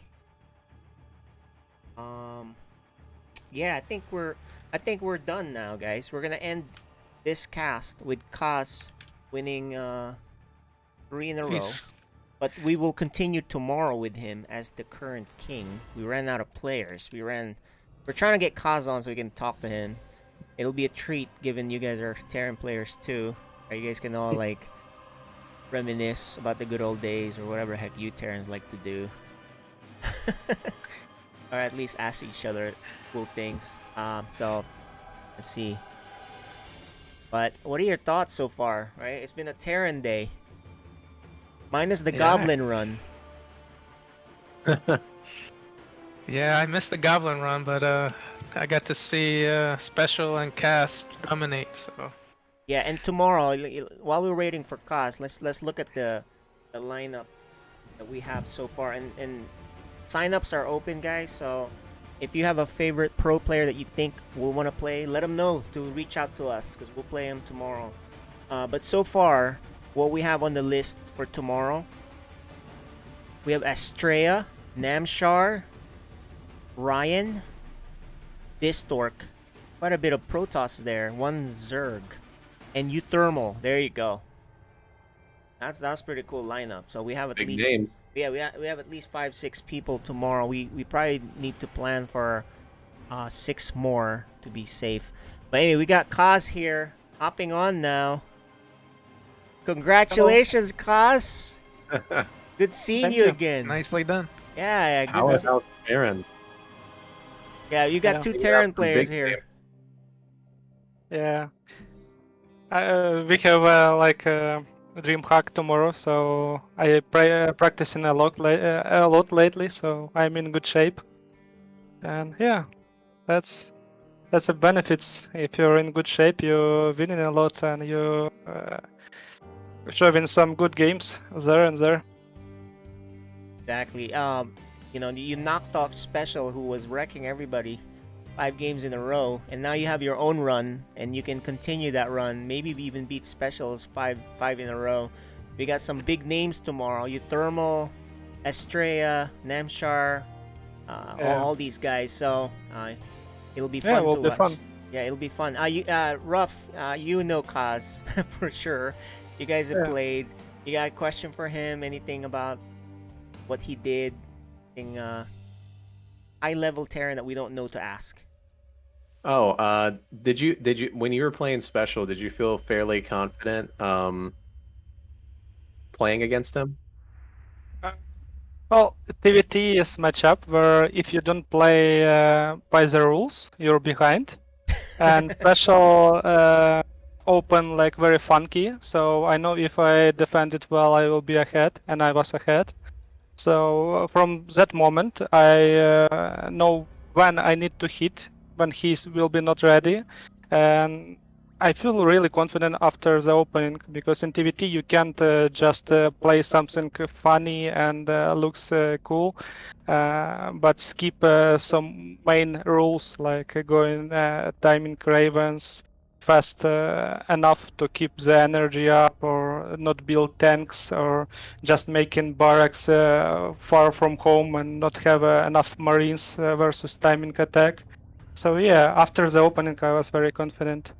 But I know like it feel like a special just playing fun, so I don't keep that game like it was even game or I win him in a normal game. I feel like he was a bit funky. Yeah. Gotcha. Did you know that it was a 1-Rax or a 2-Rax proxy? Yeah, I know, because I had a scout SCV and he put a factory in timing at main, so I know it is 1-Rax, and I know this opening, so I know it will be murders. And main factor versus this, you don't need to overreact, so you don't need to make like a lot of bunkers, skip your timing buildings, you just need to microval and you will be fine. Now you said you don't need a lot of bunkers with with an S, right? So multiple, but you didn't even make one bunker. Is that just because you knew you were good no matter what? If you make a bunker, you just delay your factory or your units, and he have like that time to kill your supplies, and you make a game more static, more passive. So you just need to play from that moment when you confident in your build and your moves, and you'll be fine. Got it. Maybe a less experienced guy should make a bunker and he will be less nervous about it, but I know what I do, so it There you was go. fine. Confidence, yep, he knew. And Hurt in Time, he's a Terran player. I'm sure he has a question for you. Yeah. You have anything Actually, that was my question, was about the bunker. Because all I could think of is, as soon as I saw the the proxy racks with the add-on, knowing Marauders were coming, was bunker. Yeah, got it. know, Okay. so- That's the veteran confidence. So Kaz, we'll see you tomorrow to defend your title as long as possible. You conceivably you can win 10, 11 in a row and remain the champ for the next week, right? And there's prize per game. So we're rooting for you. Good luck. And thanks Thank for you. hopping Thank you. on. All right, so guys, that's Kaz, the Ukrainian parent that we all know. All right, guys, that's gonna do it for today. RuFF, man, it's been fun having you on. A lot of good insight. Yeah, Right? absolutely. And Hurt in Time, thanks for casting together too with us, the triumvirate. All right, and that'll do it, guys. So tomorrow, same time at 11 U.S. Eastern, we'll start off with Kaz defending his King of the Hill spot with some big names. So if you guys have players you want to add to the list, we only have 6 right there, but it looks like we need at least 5. This King of the Hill 2.5 hour broadcast, you need, looks like 10 or 11, just because some games are really fast. We saw some 5-minute games there, 6-minute games. You know, RuFF, if he does like this crazy cheese, if it works, he wins, or if he doesn't, he just GG. So, you know, these type of things in best of ones, right? RuFF, it's just so fast. And that's the games you expect. You don't expect people like, all right, I'm gonna macro and do this, right? Is that right? Well, there were some ideas that I was thinking about when I was playing SpeCial, but the particular build I tried to execute usually can take out a pro player very quickly, and it's not something they'll ever expect. Yeah. But obviously, I messed it up. So There you go. Well, we'll see you next week. You're eligible to play again and pull out something. So tomorrow we'll finish off the rest of the lineup and add new players that haven't played. So I'm excited. So thanks, guys, for watching. Any shout outs you guys want to give, RuFF? Anything you want to say to the stream before we go? anybody out there who may have came on over from my stream to come watch this, you guys are awesome if you did. And obviously, a big shout out to UKJ and Storm for keeping me around for as long as I've been and being, you know, good friends and awesome to the StarCraft community and just doing all this cool stuff. Cool. Yeah, it was a lot of fun to have this event so far. And Hurtin' Time, I know you know Artosis. Maybe a shout out to him. Yeah, I'd like to see him playing some StarCraft too. His stream's always in Brood Wars. Yeah, it'd he be usually- nice to see him play. I've seen him stream Protoss once in a while, but yeah, he mostly does Brood War. All right, guys, that's gonna do it. Thanks for watching, everybody. We'll see you guys tomorrow, same time, same place.